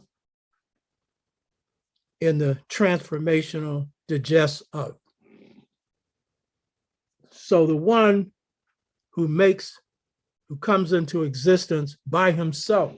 This can also be symbolic of those of us who ascend to a level of creativity that we renew ourselves so much that we bring something new into the world. So George Washington Carver would be representative of this. But always those who bring in this new have discovered the old. And almost always it's with the help of God. God usually gives us the answer to that. And Black people ain't the only ones that do this. This is the highest level of human growth and development. And so in Einstein, theory of relativity, he didn't invent it, he discovered what was already there. And the formula is simple, but before it was discovered, it wasn't. It's a great breakthrough. And because God's revelation provided the basis for it, there ain't no holes in it. You hear me? It's without error. And that's rare in life. So transformation is about change. It's about change of the society that you're in, the change of the state of nature that we're in, which we're seeing now through global warming. If we don't address this through changing how we see the world and our relationship to it, and altering the sciences and altering all the things that contribute to global warming, then there will not be a place for our children to live. This place will become uninhabitable. So Systems that are healing perform a Kepler function. They're transformative.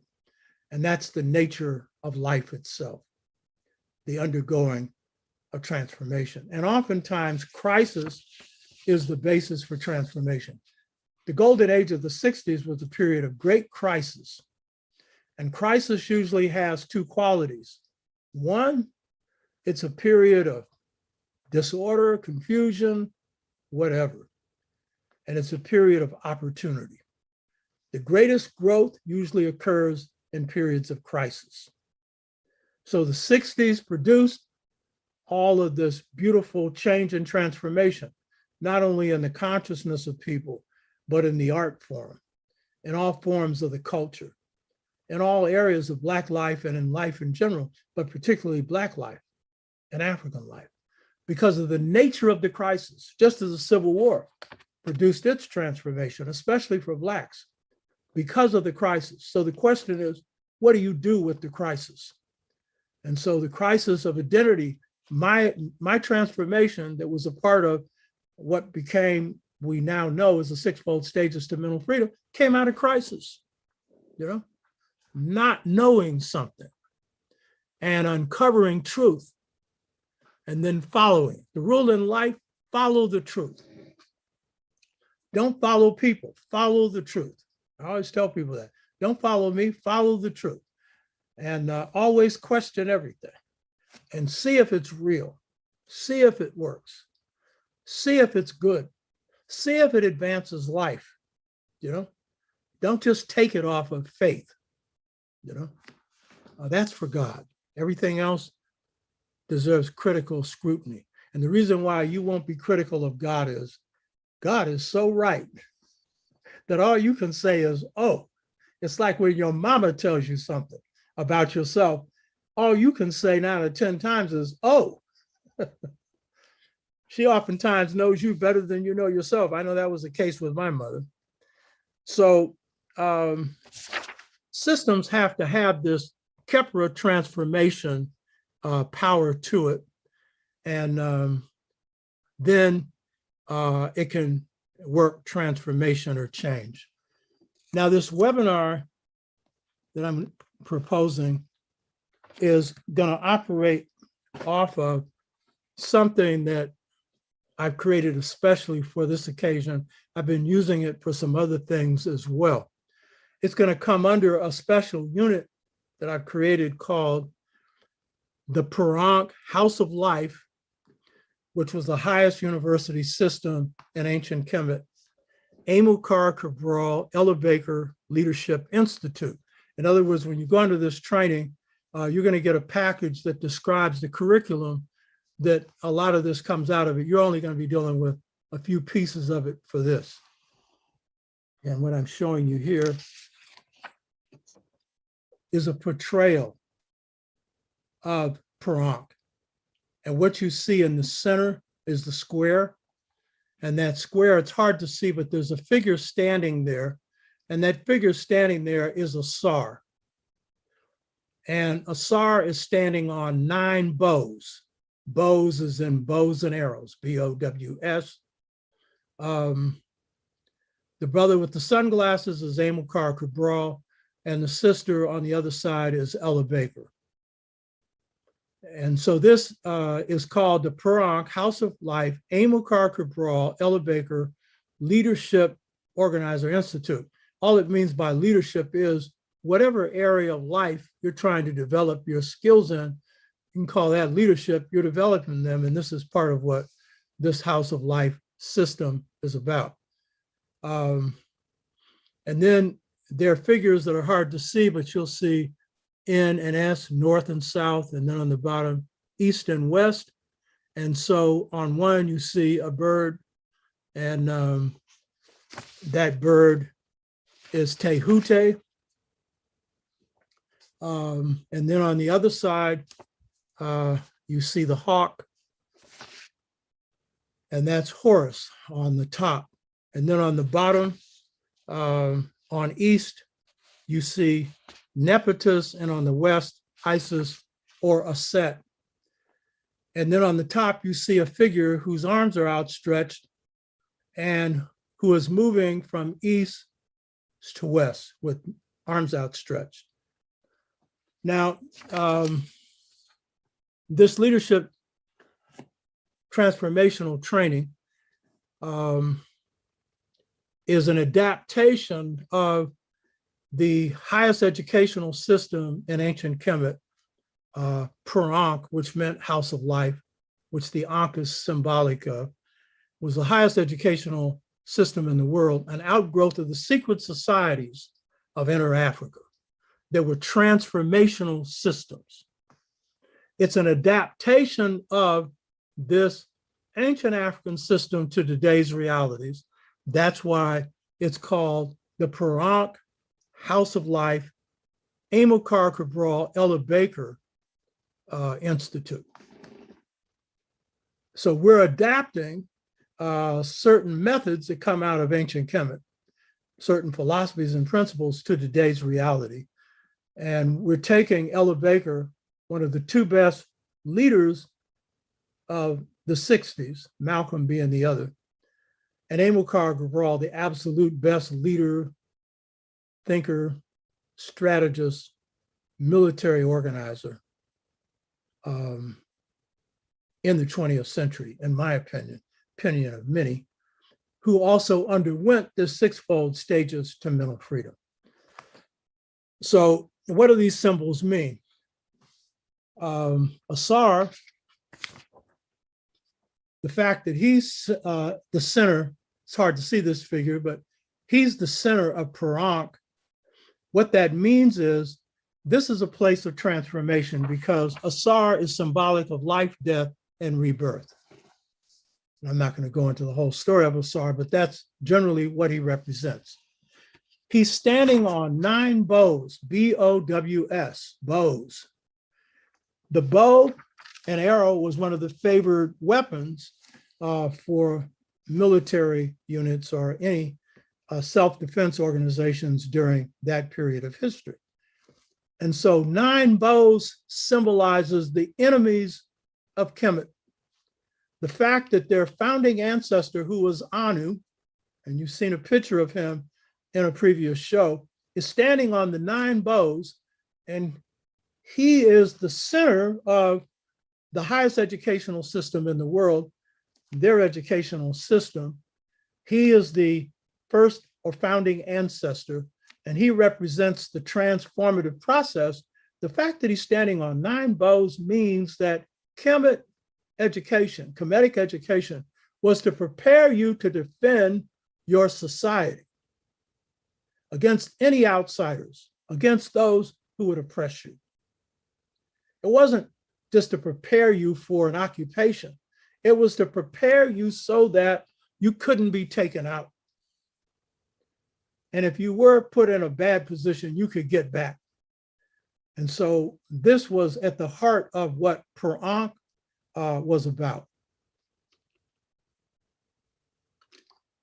The fact that you have the netters on the top, the netter Tehute, or the Greeks called them Thoth, that's the netter of creativity. They created most of the sciences and social sciences in pre-dynastic Kemet.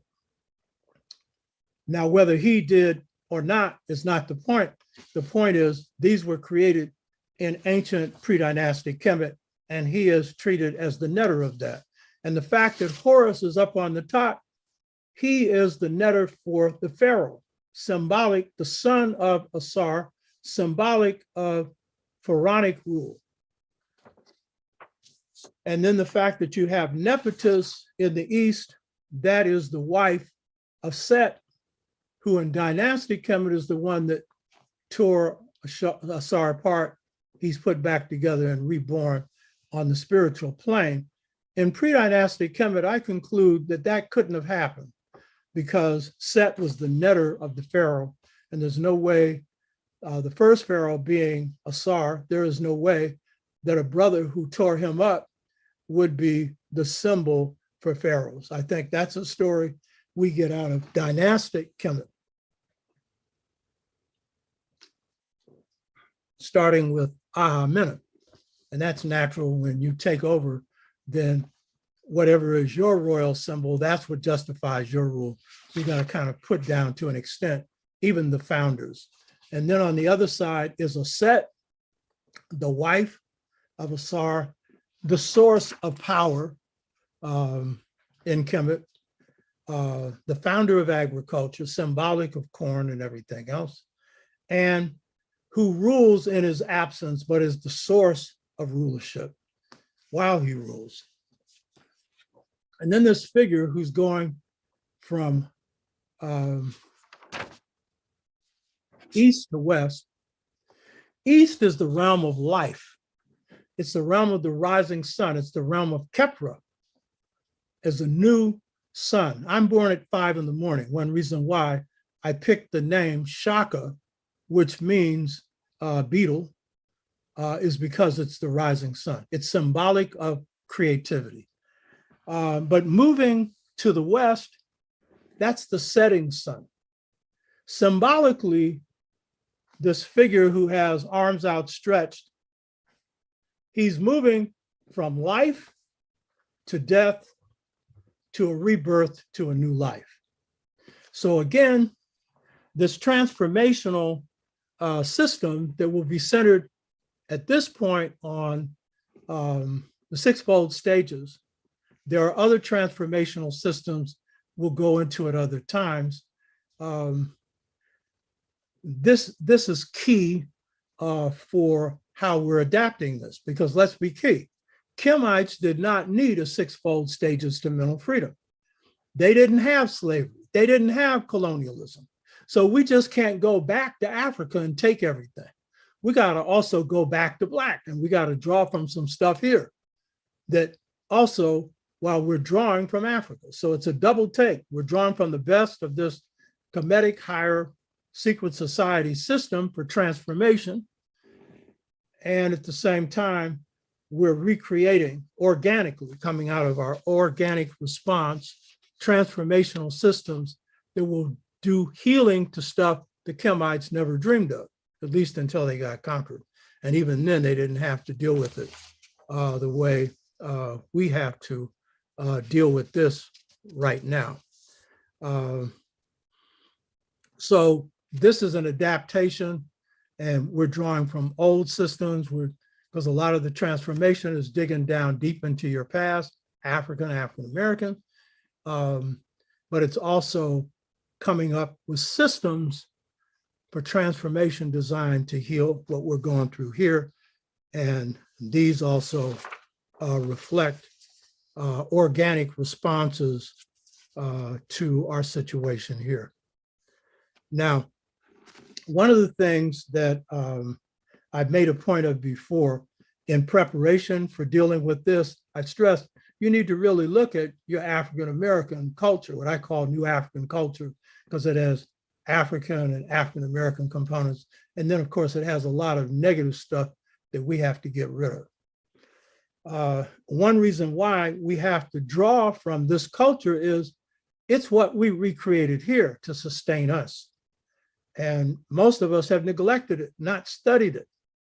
Our musicians, even the great ones like Dizzy Gillespie, refused to play the blues because it was associated with slavery. A lot of Blacks coming out of slavery, particularly the Sadidi ones, the elite ones, they did not want to hear any spirituals because it reminded them of slavery. And so they started singing classical music that would put you to sleep.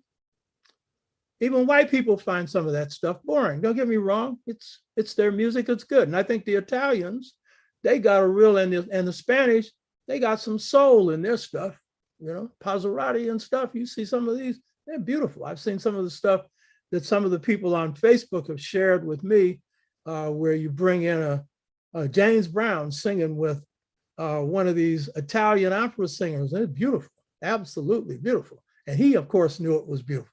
One coming from the funky realm and the other one from the high-pitched realm. But those Italians had Hannibal. They got an injection of something else. Those Spanish, you know, they had the Moors. They got something else in there. You understand? It fired their system up, you know? So there's some little beauty coming out of that. I'm not knocking it. I'm just simply saying that we often turned our back on what was most beautiful because we were associating it with slavery. We didn't enslave us for the most part. This was a European system. And so we created a culture out of this. We created an art form out of this magnificent beauty. And so after a while, Dizzy said, well, he made a mistake, in turning his back on the blues because he started listening to Charlie Parker. And what was Charlie Parker? Buttermilk blues, soul blues, Charlie Parker. Or later, as he developed John Coltrane, holiness stuff, using that minor blues note, which is that spooky note of the Black church.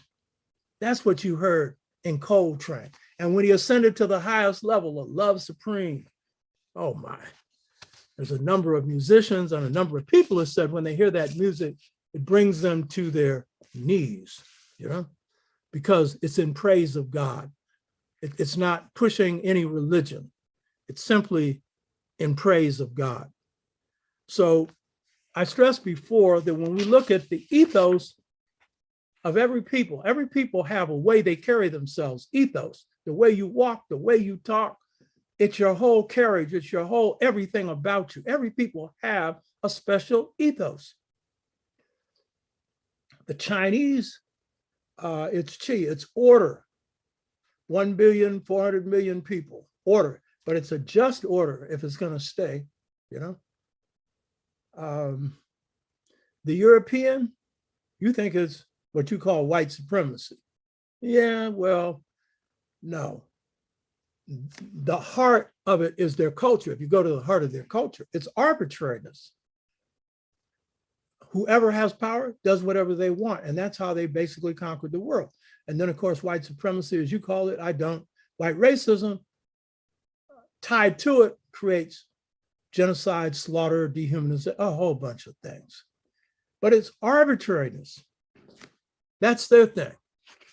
And look at how Lincoln issued his Emancipation Proclamation. That was arbitrary, based on circumstance. It wasn't guided by any principles, other than survival, maintaining the Union, or at least the conditions for maintaining it through victory of the Northern armies. So their ethos is not guided by ethics per se, even though they'll talk that talk. And I've made the point before that the African in the United States, we have an ethos. The ethos in Kemet was Ma'at, clearly. They have this high civilization, Ma'at drives it. And so it's a noble civilization that is driven by noble ideas, high ideals, and Kemet was driven by that. Truth, justice, harmony, right order. It doesn't mean all pharaohs followed it. They did not. Some did not. But it meant that was the goal. And the society was organized around that. And they believed there were consequences if you departed from right doing. So their mantra for Ma'at was speak truth, do truth. And by the way, that pretty well gets into the system of transformation. So Kemet was driven by this. Our ethos comes out of our circumstance. Unlike the Caribbean, we weren't the majority in the United States. We were the majority in certain states. And we were facing a successful settler colonial system that was in the process of wiping out 90% of the Native Americans. So we were in a tough, rough position here. Slavery was tough on everybody, but given the circumstances, we weren't like the Caribbean, where African culture would just take its root alongside of the European stuff coming from whites. So in the Caribbean, as one of the great historians, Eric Williams said, the author of Capitalism and Slavery, said, Africa was dropped in the Caribbean. You're 90%, 98% in most islands, that's what it was. Here we had to recreate. Drawing from fundamental African principles, recreating a new African culture. spirit and family-based, highly ethical. And so my point about this African American, who I spent as much time studying as anything in Africa, in fact, a little bit more, because this is my people right here. You hear me? And what do you find when you look at us? And it's an ethos we take for granted very often. Our ethos is creativity. The African in America to survive had to be Brer Rabbit-like,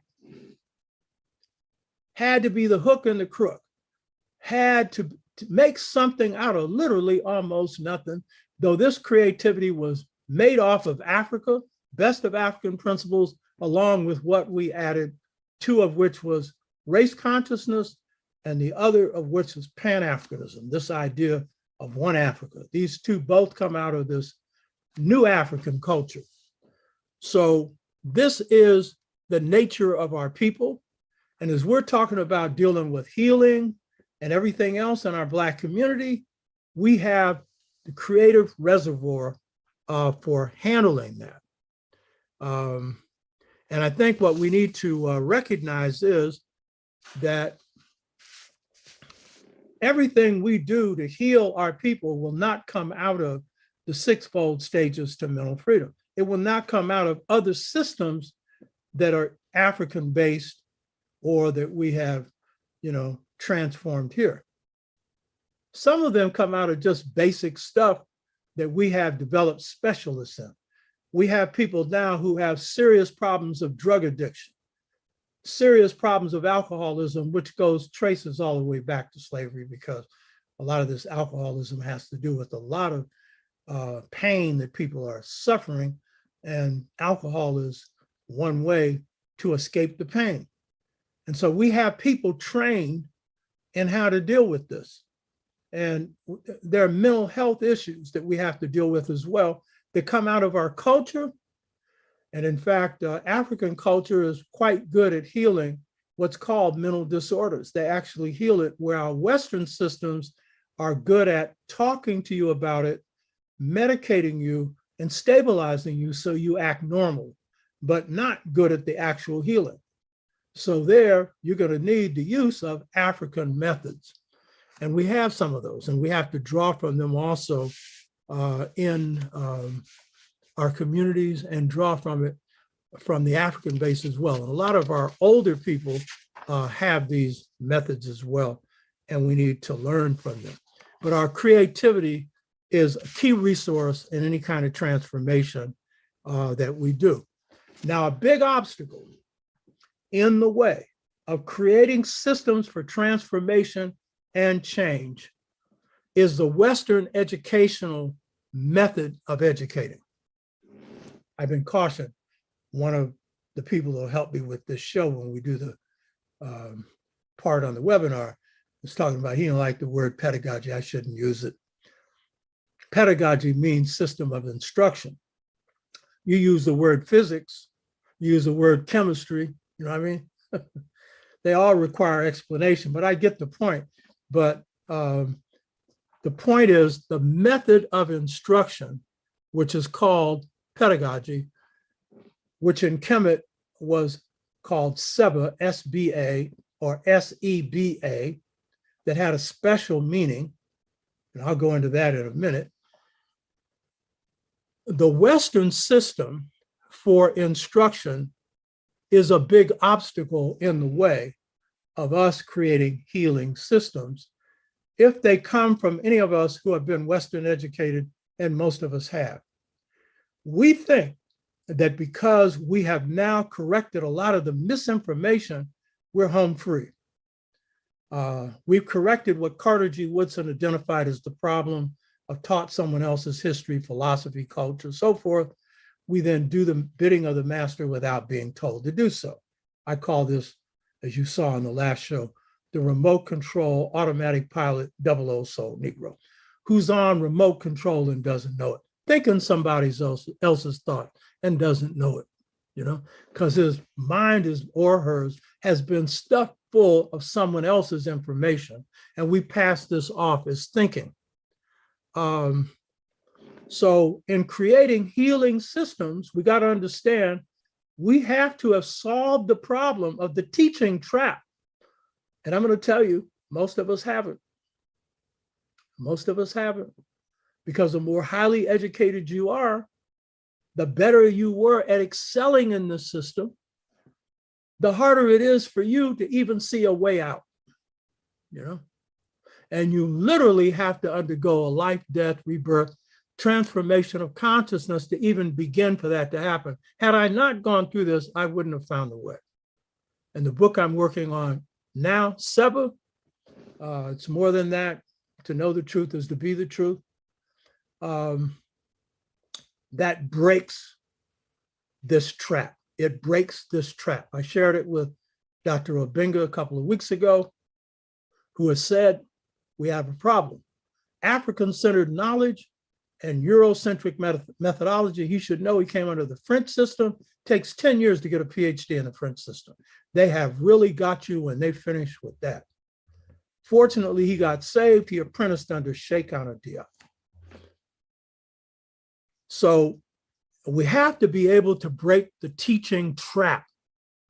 And implicit in the sixfold stages to mental freedom is breaking the teaching trap. Those of you who have got like my paper, it's a 40-page paper that goes along with the Integration Trap book. Some have gone to Philippe Matthews, the 6 days of 2 hours each on the sixfold stages. You think you've got it. You don't need it. Oh, yeah? Did you get transformation through that? What you got was information. It's a process you have to go through for the transformation. And this transformation breaks the teaching trap, which is solely an information trap. They just give you information. And now it's coming from the African perspective. So you think it's good, but you use it the same way you do with white information. It's just Black or African. You're doing it the same way. And so Robert's point earlier, it can't promote healing. It doesn't, because you have to experience this Kepler transformation thing. And so it's built into the way this system works. And that's why it's going to be a 12-month webinar, because transformation is time. And then it's ongoing. It's life. It's a life experience. So this teaching trap isn't just a teaching trap for Blacks. This is the teaching trap for people of color, because people of color are caught in this same teaching trap. So if we get good information, not only on African history, but let's say Latino history or some component of Asian, Chinese, Filipino, whatever, Japanese, whatever, Native American got a better chance because that reservation system, they've been producing the people on reservations, AIM, American Indian Movement, many others, returning to their traditions, relearning their languages and stuff. And so there's a rebirth among Native Americans of their way, what they call the red way, you know? So the webinar that we're going to be doing on the sixfold stages to mental freedom, we're employing a different method. You'll only know this method when you experience it. It doesn't come just through talk. Talk's a part of it, but it is not the main thing. Carter G. Woodson identified the need for us to break with the misinformation, but he could not at that time deal with the need to break from the system of teaching because we didn't know enough about how these systems should work in the African or New African way. We didn't know. So it's not a critique of him. This is our task and this is our challenge. And I'm telling you, my book on Seba, it's broken it, baby. And it's broken it on a bunch of different levels. And it works.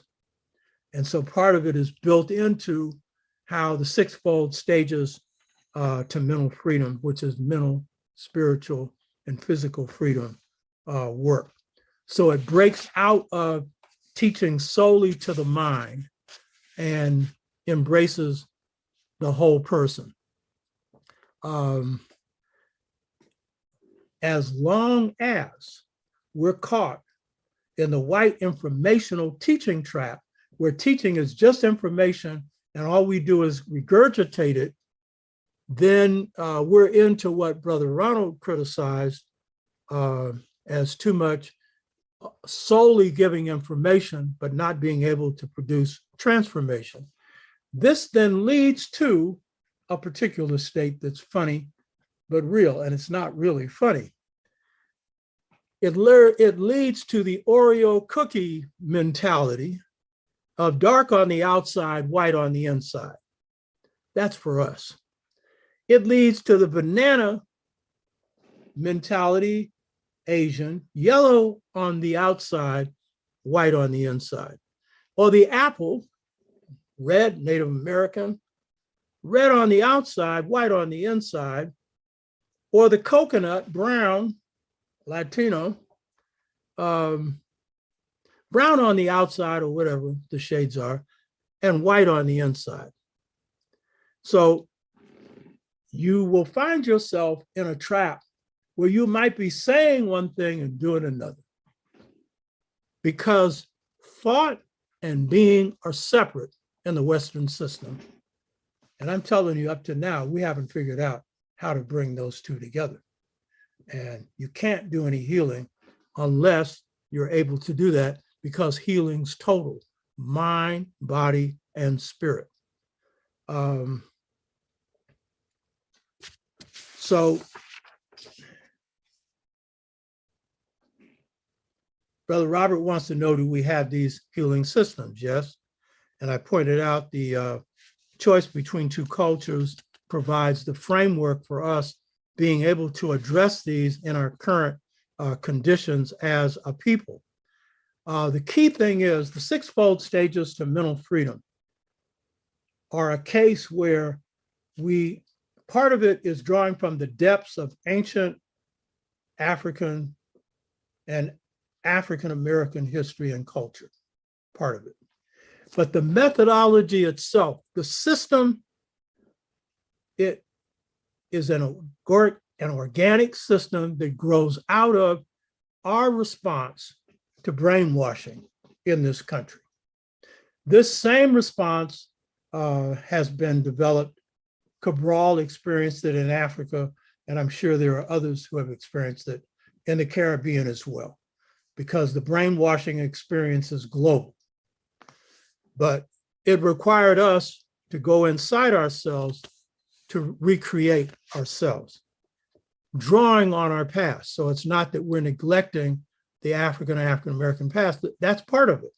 But the substance, the system itself came from an organic response. By that, I mean, your awakening is like an organism, and it's got an order to it.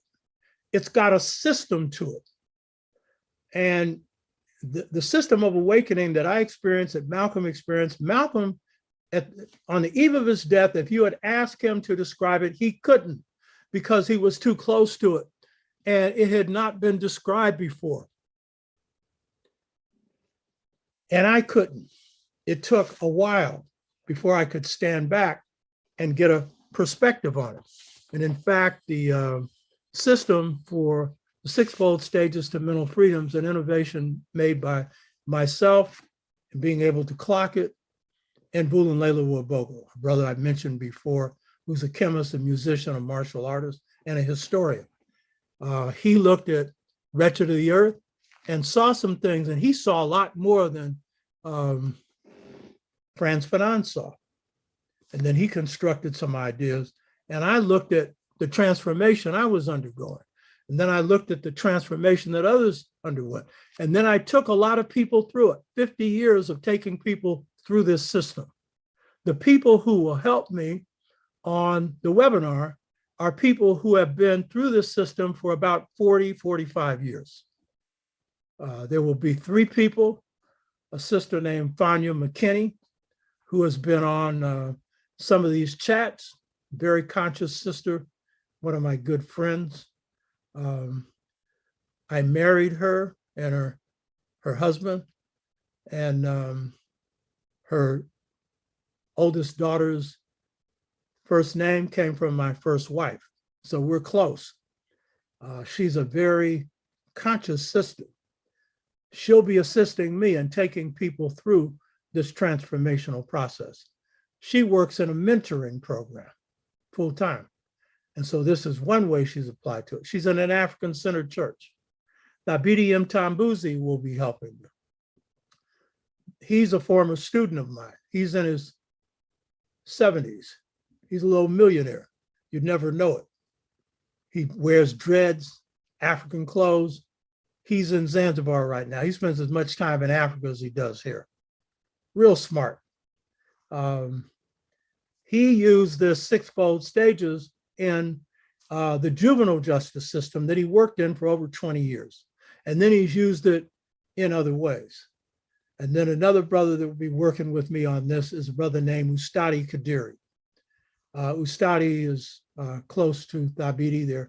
They're friends, and he's a friend of mine. Ustadi is also a former student of mine. He's in his 70s. He's around 75 or so. And he went through this same transformational system. Ustadi is a community organizer. He is also a mathematician. He is also a master printer, and he's also a master mechanic. And he is one beautiful human being. When older people in our community are undergoing illness, Ustadi's the one there, bringing them food. He's the one that's taking them to the hospital. He's the one looking after them. It's a really loving and kind person. So these are people who have different levels of experience in the sixfold stages to mental freedom in their own life and in helping other people go through it. So they'll take people through an experience. And this experience you don't get in any university.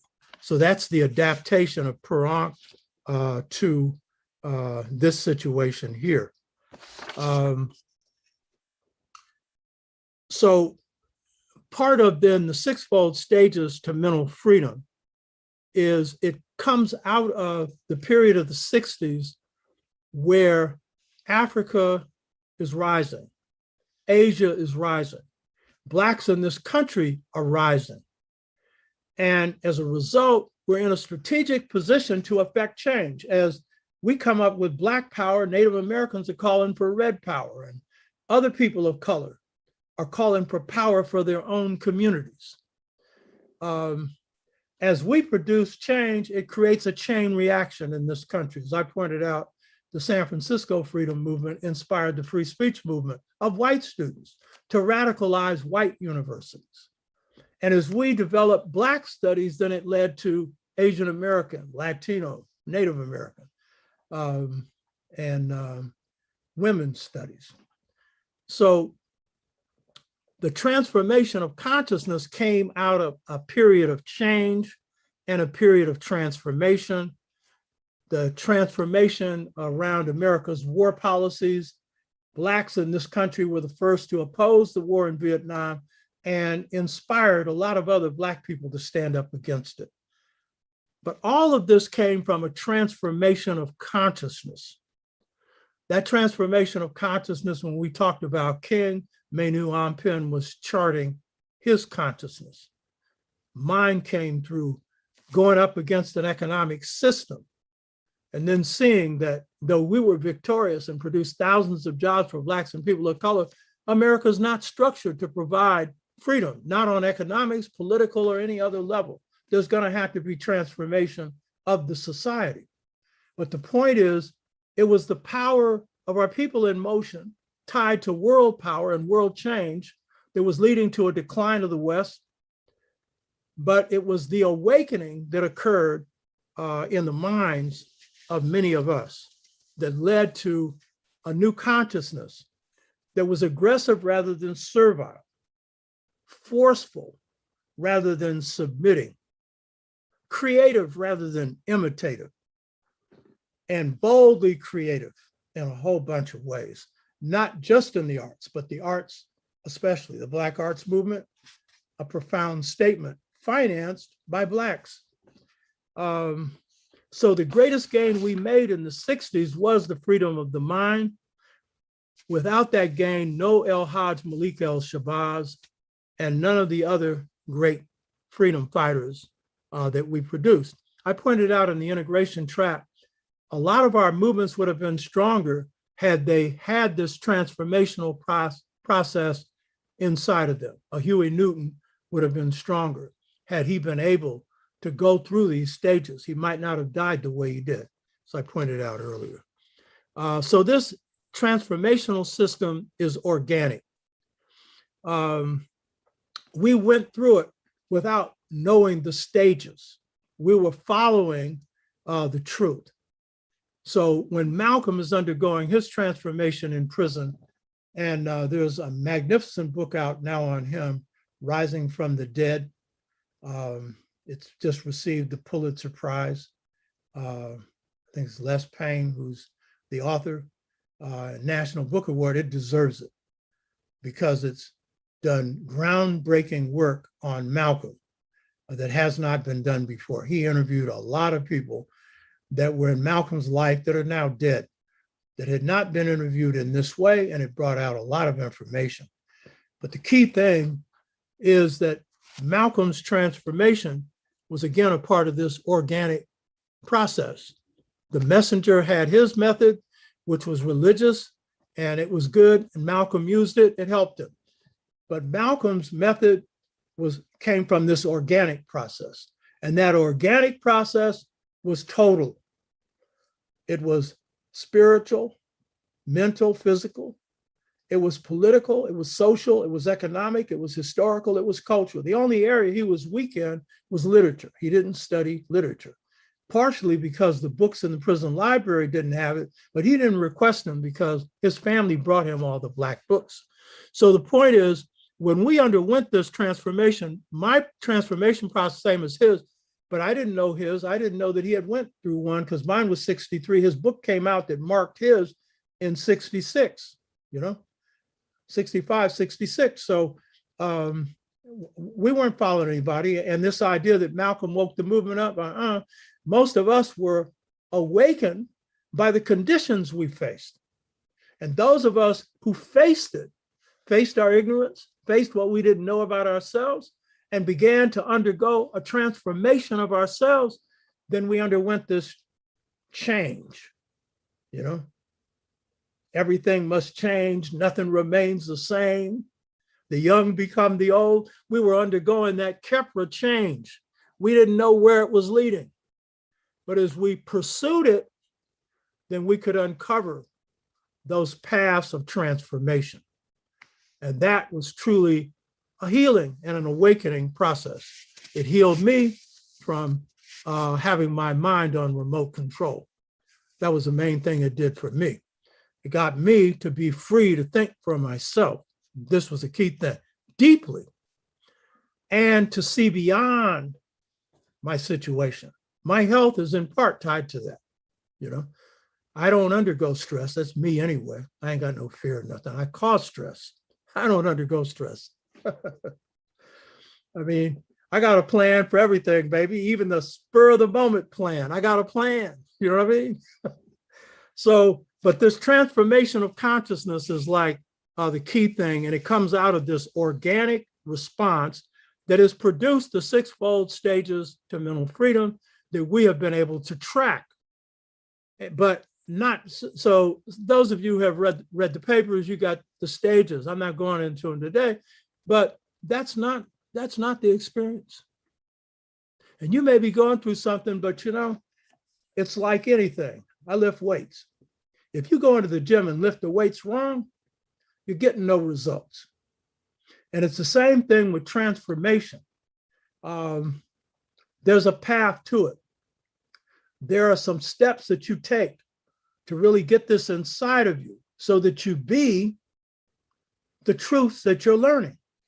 And so you can't skip stuff. You can't play with this, or it'll come out imbalanced. And so this is really the basis for this.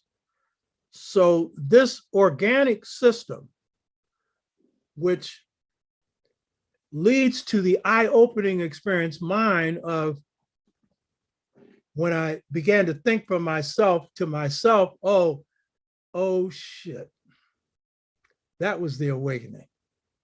Because it's the realization that you have assumed that certain things were the way they were and they are not. And for each generation, your awakening is going to come under different circumstances.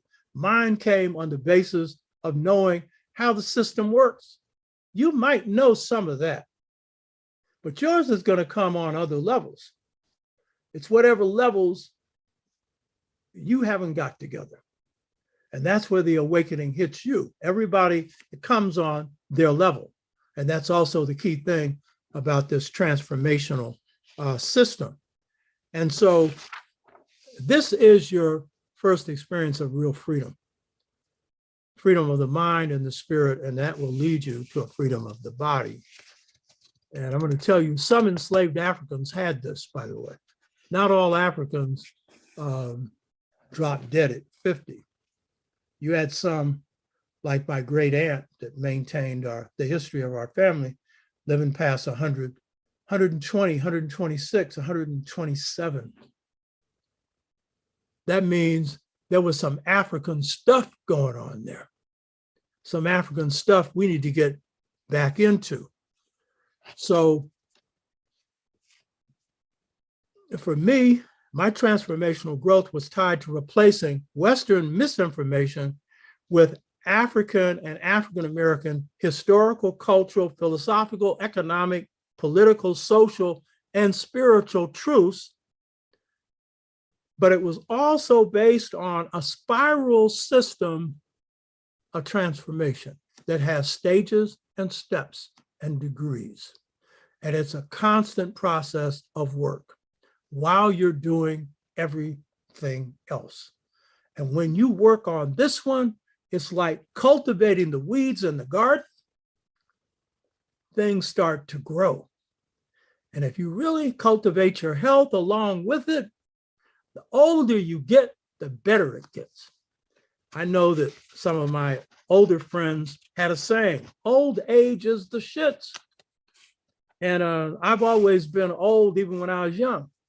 You know, my father called me uncle when I was a year old. He told my mother, he said, look how serious he is. He called me Uncle Bill. So I had a childhood, don't get me wrong. I enjoyed myself, but I always had this old thing within me. So going back to these old roots are important. But when you reach a certain age, if you haven't cultivated your growth, then you grow even more. I mean, if you're an athlete, you can only go so long. You become a coach. But if you're doing the kind of work that some of us do, it may be intellectual, it may be artistic, a number of these things, you flower and grow. The older you get, it gets better. You know what I mean? But it's all working on yourself, the foundation. And the foundation's your identity. We got all these spiritual powers. But if we don't really love ourselves fully, know ourselves fully, then we're not going to be drawing from them in the way we should and in the way we could. And I'm going to tell you something. You see me wearing glasses here. It gives you foresight. You can see way ahead, and it gives you hindsight. You can see way behind, and you can handle the situation you're in right now, but you understand this is microscopic compared to everything else because it positions you for the future. Living in the moment, I'm a live in the moment person. I enjoy every minute of this life, and you should. And of course, I've told you as a warrior, my greatest enjoyment is a fight, but that's me. But the key thing is, when you have nurtured this identity, keep working on it, then that's where the flowers come. That's where the fragrance comes. That's where the growth comes. And it changes your philosophy. It changes how you think. It changes how you relate to yourself, how you see yourself, how you relate to others, and your relationship to nature and the cosmos. And that's also what African philosophy does as well. Sixfold Stages to Mental Freedom is a part of it.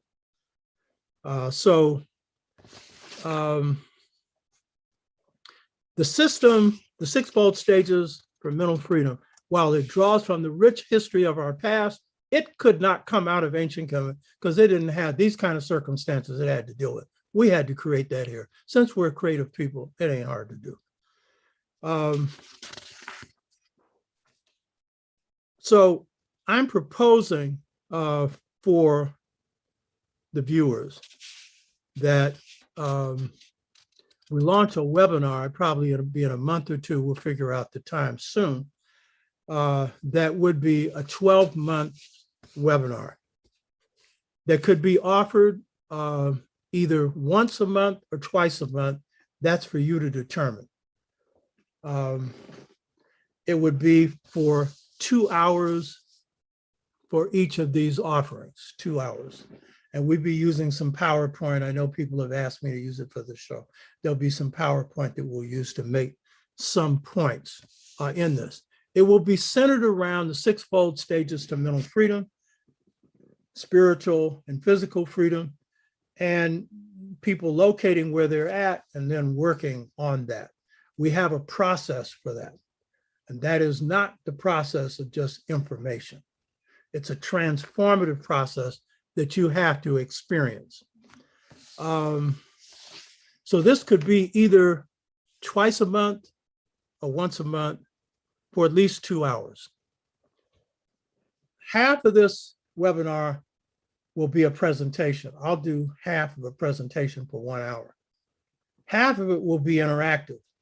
My team, including myself, I'll be working with you as well. 4 of us will break our group down. We need a minimum of 30 to 40 people to start this. And so if we have 4 people at 40, then 10 for each person when we break into the small webinars. That's a good thing about the internet. We can do that. And that will be the interactive part where we get into interaction. And this is, you'll see how this works when we go through this. This has to be 12 months because it's a transformational process. And the way I've worked this in organizations, Pan-African People's Organization, we have used this. It was an 8-month process, but it was every week for 2 to 3 hours, every week for 8 months. And we take people through this. So it takes time for people to go through this. And that's the reason for the time. So a lot of people are used to quick fixes. Transformation is not a quick fix. Transformation is a beautiful process. It's work. It's growth. It's a lot of things. So that's how this would work. The key objective is, 1, to work on inner transformation that is used in the community. In other words, we'll have ways in which this can be applied, not just to yourself, but to others. And that was the brother's point. He was raising the point of healing the community, just not us. But the healing for the community starts with each of us. So there's going to be an interactive process within this.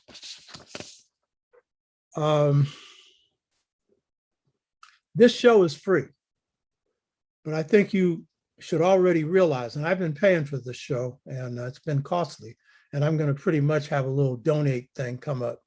So if you want to make a little donation to offset my costs, because you know, you can only do this so long without getting a little help. People are buying some books, but not enough, not at this point.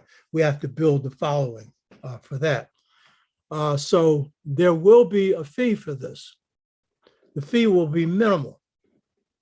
But if you think that an awakening experience is important, if you think transformation and growth is important, but you're not willing to pay for it, but you'll pay for miseducation, you'll pay, maybe you won't, but a lot of our people will pay for those Michael Jordan shoes, or they'll pay for a concert where they're paying $100 to hear whatever they hear. I'm going to a show tonight for Juneteenth, the Ronnie Stewart West Coast Blues Society. Anybody from the Bay Area might want to come to that. It's going to be between 6 and 9 p.m. And it's going to be at 2534 Mandela Parkway in Oakland, 2534 Mandela Parkway. And they're going to have some barbecue, but they're going to be playing some good music. And it's free, by the way. There's no charge for that one. So you can get in free. But for this one, there's going to be a minimal fee, probably around the range for each class. And we haven't decided on this, but it's going to be in the range of about $30 a class. And that's going to cover our costs. The people who are helping me, they'll get a stipend for their work. So they would do it for free. Anything that's worthwhile, you should be prepared to put something out for it. And I'm not doing this show to make money off webinars. I'm not going to make much money off of webinars. I'm not interested in that. And I'm not interested in going for corporate sponsors. And the kind of analytics I see right now, corporate sponsors will want this show because it's the right age group. It's all over the world. It's growing. You know what I mean? So I know I'm not really looking for that. If I get put in a bind and I don't get any support, well, then that's a different story. So that would probably be the way that goes. But you know, the key thing is we're in a period of breakdown of families, breakdown of communities, breakdown of nations globally. And so the goal is to use the healing that's worked out in this webinar on freeing the mind, spirit, and body to work things out in our community. And there's other things that I'm doing around community organizing that will assist in this. And there's a lot of things people are already doing. I know people who are watching the show, some of you are in groups. You're doing things already. And so you can bring that to the table. And you're already bringing your consciousness in. So that's what this show's about. This is the main reason for this. And this is also why I did not want to do a show that would be repeating the classroom experience at San Francisco State. No, this is different. And this one here, this enables us to get into internalization. People going through this, they're not going to get a grade. There ain't no grade. It's transformation that we're looking at. You'll get a copy of this curriculum for Parang. You'll get a copy. That will be a part of what you receive. And there'll be other things that will be materials that will supplement this, that will help you. But it's essentially our system that we use through the sixfold stages to mental freedom. Now, before closing this and getting into some comments here, and the key thing is I'd like for people who are doing the chat, let me know, are you interested in this? Number one, let me know, put that up there. How often would you like to do this? Twice a month, once a month?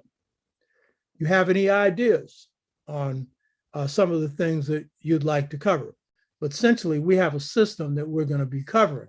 But underneath this, it's community revitalization, strengthening families, extended family communities, through strengthening our people and strengthening nations, African nations, Caribbean nations.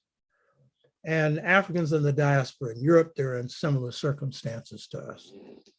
So that's it.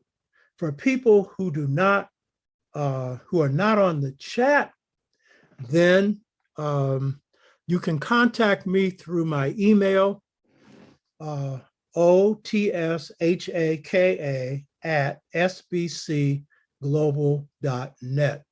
And I'm going to have my computer person post this on underneath the site for this show that shows when this show's over, which some people are watching now. And so you can have a way to contact me through my internet, OTSHAKA, Otashaka, my name, at S as in Sam, B as in Bill, C as in Carrie, global.net. And you can also let me know if you're interested in this. So this is it. This is a way of radicalizing YouTube and Facebook. producing some change on the air. You know what I mean? We used to go to Marcus Bookstore for this. You still need to go to Marcus Bookstore, oldest Black bookstore in the country, or whatever bookstore is in your community. But also, this has become a site for awakening. You've got a number of awakening sites on YouTube, Facebook. So, and I support all of them. So that's it, Hotep. So what I want to do now is get into comments, and where I see people saying they're interested, what you need to do is contact me and give me your information, how to contact you. That's what I need so I can follow up on you.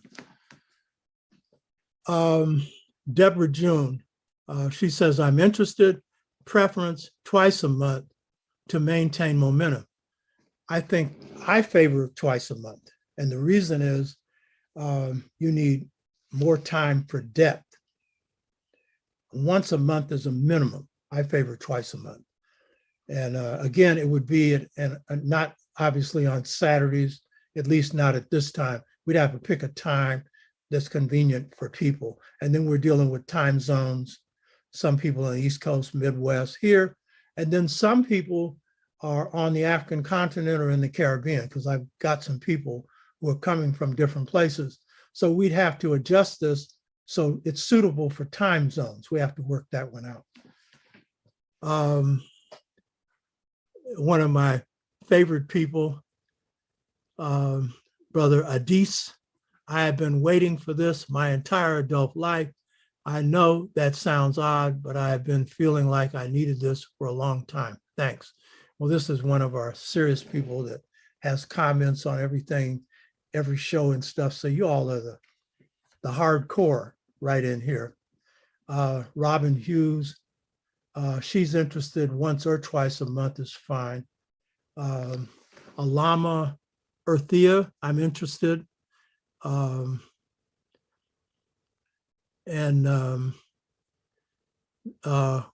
Manlu,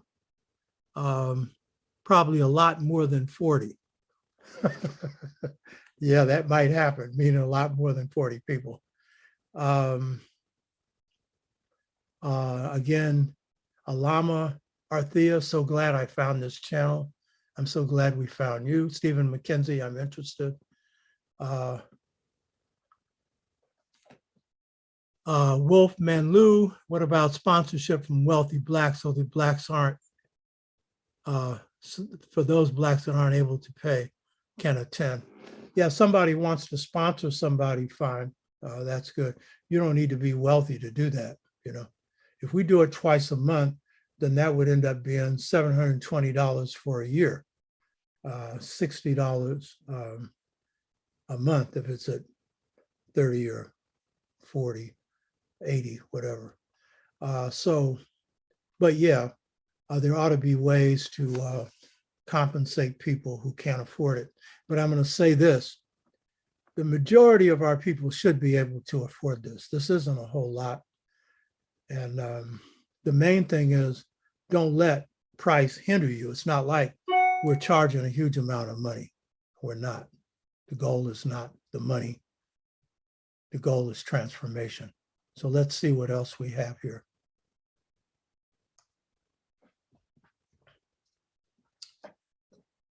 Okay. Robin Hughes made a comment, something old, something new. And then Brother Adis again, Auntie Africa, yes, yes, yes, so true, Robin Hughes. I have 3 great aunties that are all over 100 years young. Right on. The Black Arts Movement, this is Auntie Africa. The Black Arts Movement is in dire need today among young artists who are still thinking white aesthetics and techniques and simply placing Black figures inside of it.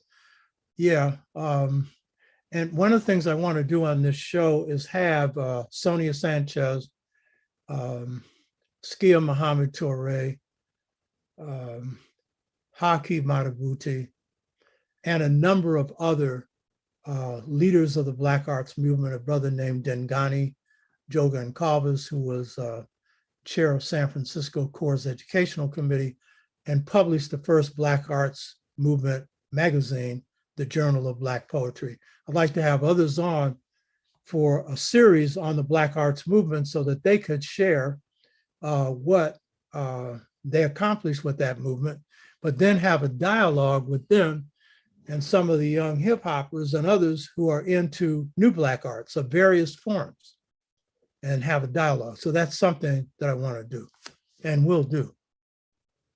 So Brother Adis, I have a plan for everything. Whoa, that is powerful and explains so much about our community and the stage it's in.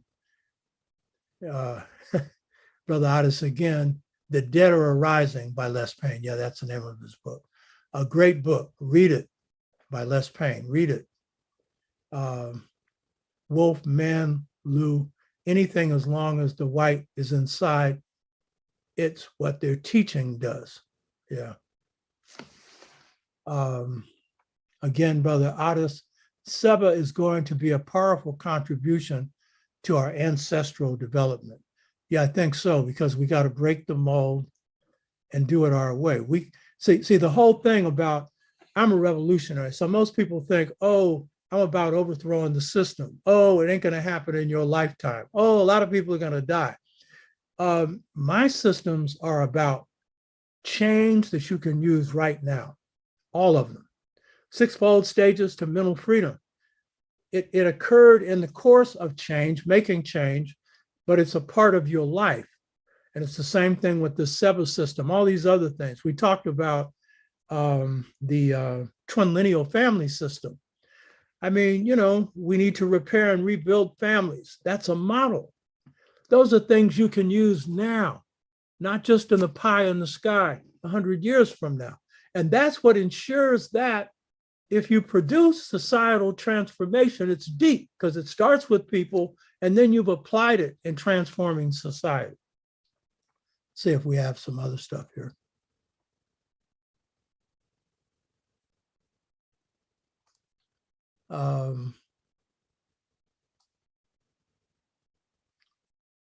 James Burris, I feel the Nine Bows is like the movie Life with Martin Lawrence and Eddie Murphy. James Burris, unjustly charged for murder and had to stand on bottles because of racist rhetoric. Sun Temple, thank you. I believe that this is the beginning to our walking on the road to complete consciousness and freedom. Yeah, what I can say is, and I really want to stress this, people who have gone through the sixfold stages of mental freedom never talk about healing, never, never, because whatever internal issues they worked on. It doesn't mean they don't have problems, they do. Doesn't mean that they don't have issues they have to address, whether it's with them, their family, whatever, they do. It doesn't mean they're perfect, they aren't. It just means that this is fundamental healing. I'm telling you, this stuff is fundamental healing.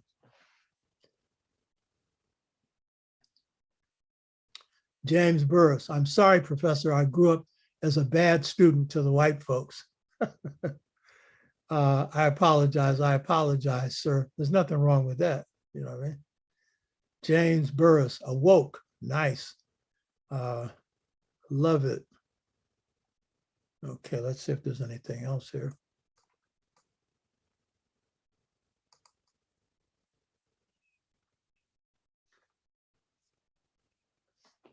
Anti-Africa. There are brilliant elders who were excluded from African-centered cliques. Still many are doing the work. That's true. And we need to identify them and draw from them, because some of the most brilliant are the ones that we know nothing about, you know, that's very true. And that's true on all levels.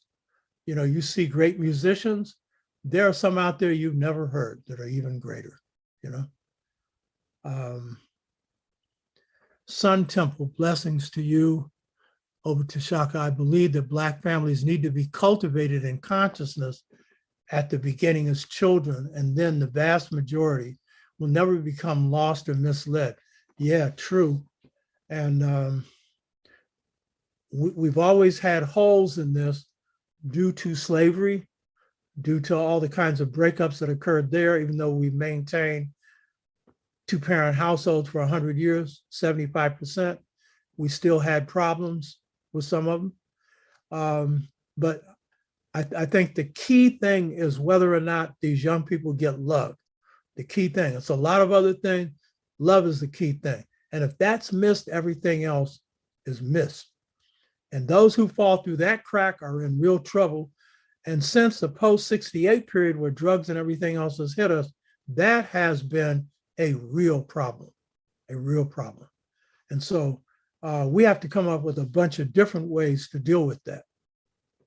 These young people need as much caring and love and compassion and understanding as possible, while also listening from them. James Burris, I do not belong to no organization or gang. I'm just a person who wake up with a dark skin every day and live the struggle. I hear what you're saying. I hear what you're saying, brother. You know, the majority of our people belong to no organization.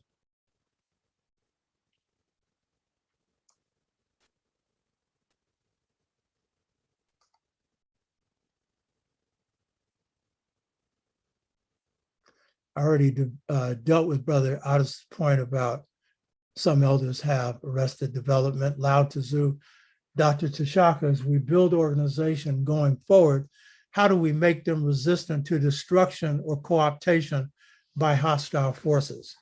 Oh, that's a real good one. There are many dangers that our organizations face in organizing.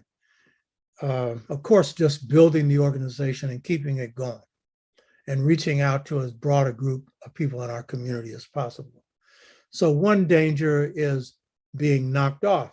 That is, the government comes in and attacks you, tries to destroy you. That's one. Another one is co-optation that Lao Tzu has just put forward. And these come in different forms: money, sometimes the ego, sometimes sex, a lot of different ways, co-optation. So the key thing, and this is where the transformation of consciousness is so key, that when you have people who are dedicated to something higher than themselves, which is ultimately the truth, but it's their people, it's to a cause for liberation and transformation. When you have people dedicated to a higher cause, it's very hard to co-opt people like that. I recall in Malcolm's case, after he had been removed from the Nation of Islam, partially through the policies of the Nation of Islam, partially through manipulation of the FBI. We went through this. We talked about Malcolm. The FBI then approached him, and they figured he was vulnerable now because the nation had kicked him out. He'd be angry. So give us some dirt on the messenger. Help us out in doing the nation in. And he basically told them they could go back to hell. So while he was hurt by what the nation was doing, at the same time, he couldn't be co-opted. So it's got to do with the values of your members. It's got to do with both the moral qualities, and it's got to do with the consciousness that's internalized. And it's got to do with whether or not they value their people more than money. And that's a basic value transmitted through African-American culture, now under attack through dead presidents, a lot of us being committed to dead presidents more than anything. So the shifting of values away from negative to positive in this transformative process is key. One thing we did in Pan-African People's Organization, through the orientation process, we created a solid wall. So it's very hard to infiltrate us. I'm not saying we weren't, you never know. And if you're above ground, you have to assume you will be. But if we were, they couldn't do anything with that. And a key thing also is make sure your organization is made up of committed, conscious people who you help develop and grow through a transformational process, but smart people. Make sure your people can think for themselves. This is real key, because one way that the system can play on you is they will play on your weaknesses, and that's a weakness, you know. And they will play on other weaknesses as well. So we have a lot of groups that have not been co-opted. So it's not that it's an impossible thing to do, but co-optation is sometimes more deadly, more dangerous, and more effective than just going in and shooting people. Lao Tzu, I heard Dr. John Henry Clarke state that Abraham Lincoln was not necessarily opposed to slavery and would have preserved the institution if he could have discovered source that supports this assessment. Abraham Lincoln was opposed to slavery in that he was anti-slavery, but he was not opposed to it to the point that he was an abolitionist.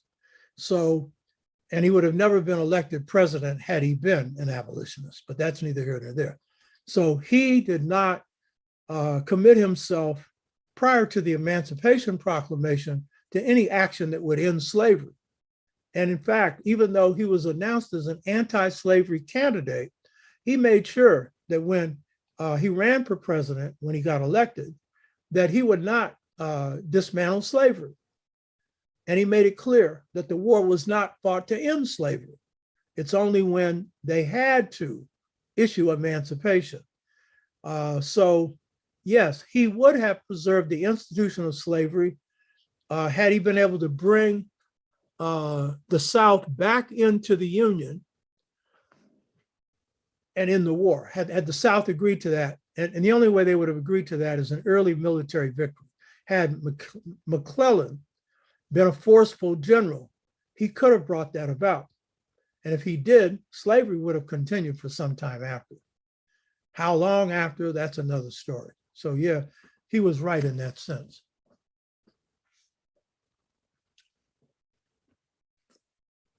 Let's see what else we have here.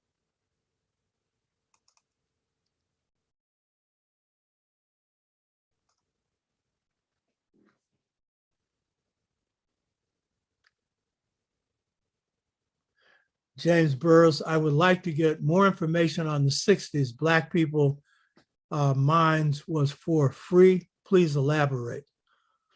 Okay, I hope that you got it in more of what I went through. Not everyone underwent the transformation of consciousness that I'm talking about. Some did. So there were levels of transformation of consciousness. Some people had greater self-confidence. Some people had greater pride in themselves. Some people had a greater sense of self-respect. So there were levels in this.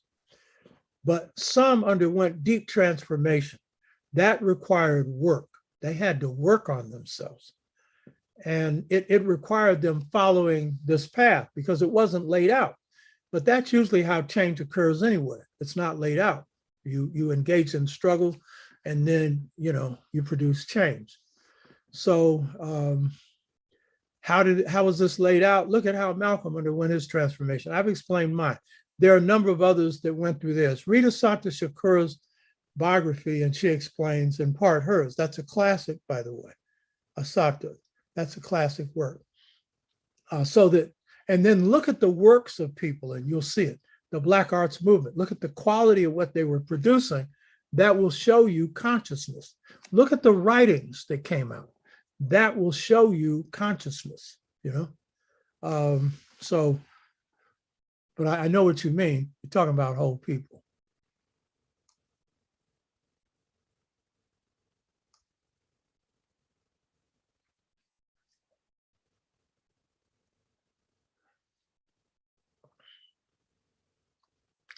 Robin Hughes said, remember to hit the likes button and the subscribe button. Lao Tzu, Dr. Shishaka, are you familiar with the thesis that Denmark-Vesey's rebellion was a conspiracy, the creators being the white settlers as a means of destroying the economic impact of Africans there? No.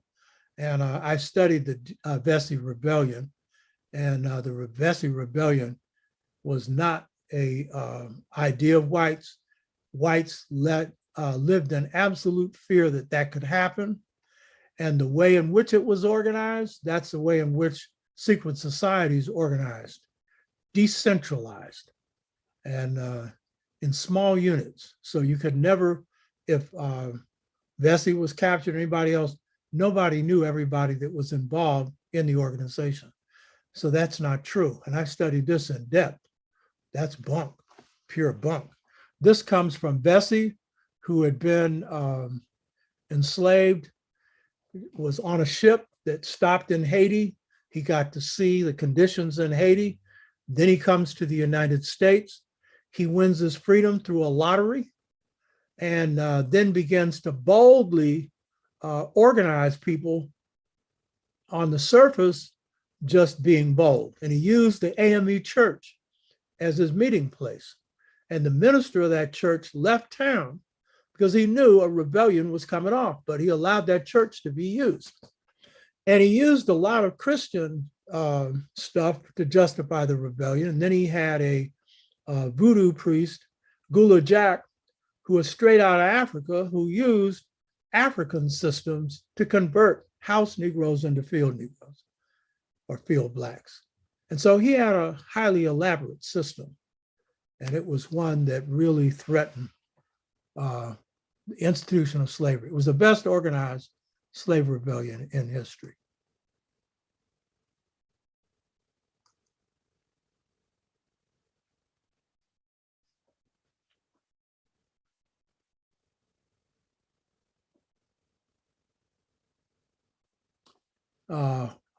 Wolf, Manlu, we can keep secrets, but we have been indoctrinated to give the Amu all. Yeah, some of us run our mouths too much. Revolutionary matron, I'm glad that you added more context to this conversation. We should all talk about it and understand what it actually means. Yes. Yeah, I would like to get more comments from people just through this and in other ways. So when you go to the site where this show is, proposing the webinar, blah, blah, then put on there your comments, make in-depth comments, and you'll get response from me. That's one way. And then we can contact you. Contact me through email. We can talk in other ways. OTSHAKA@sbcglobal.net.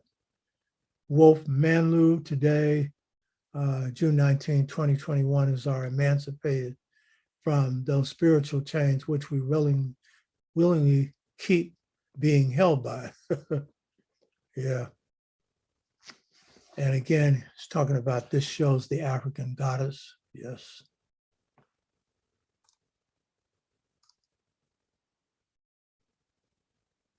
The rest are good mornings and stuff.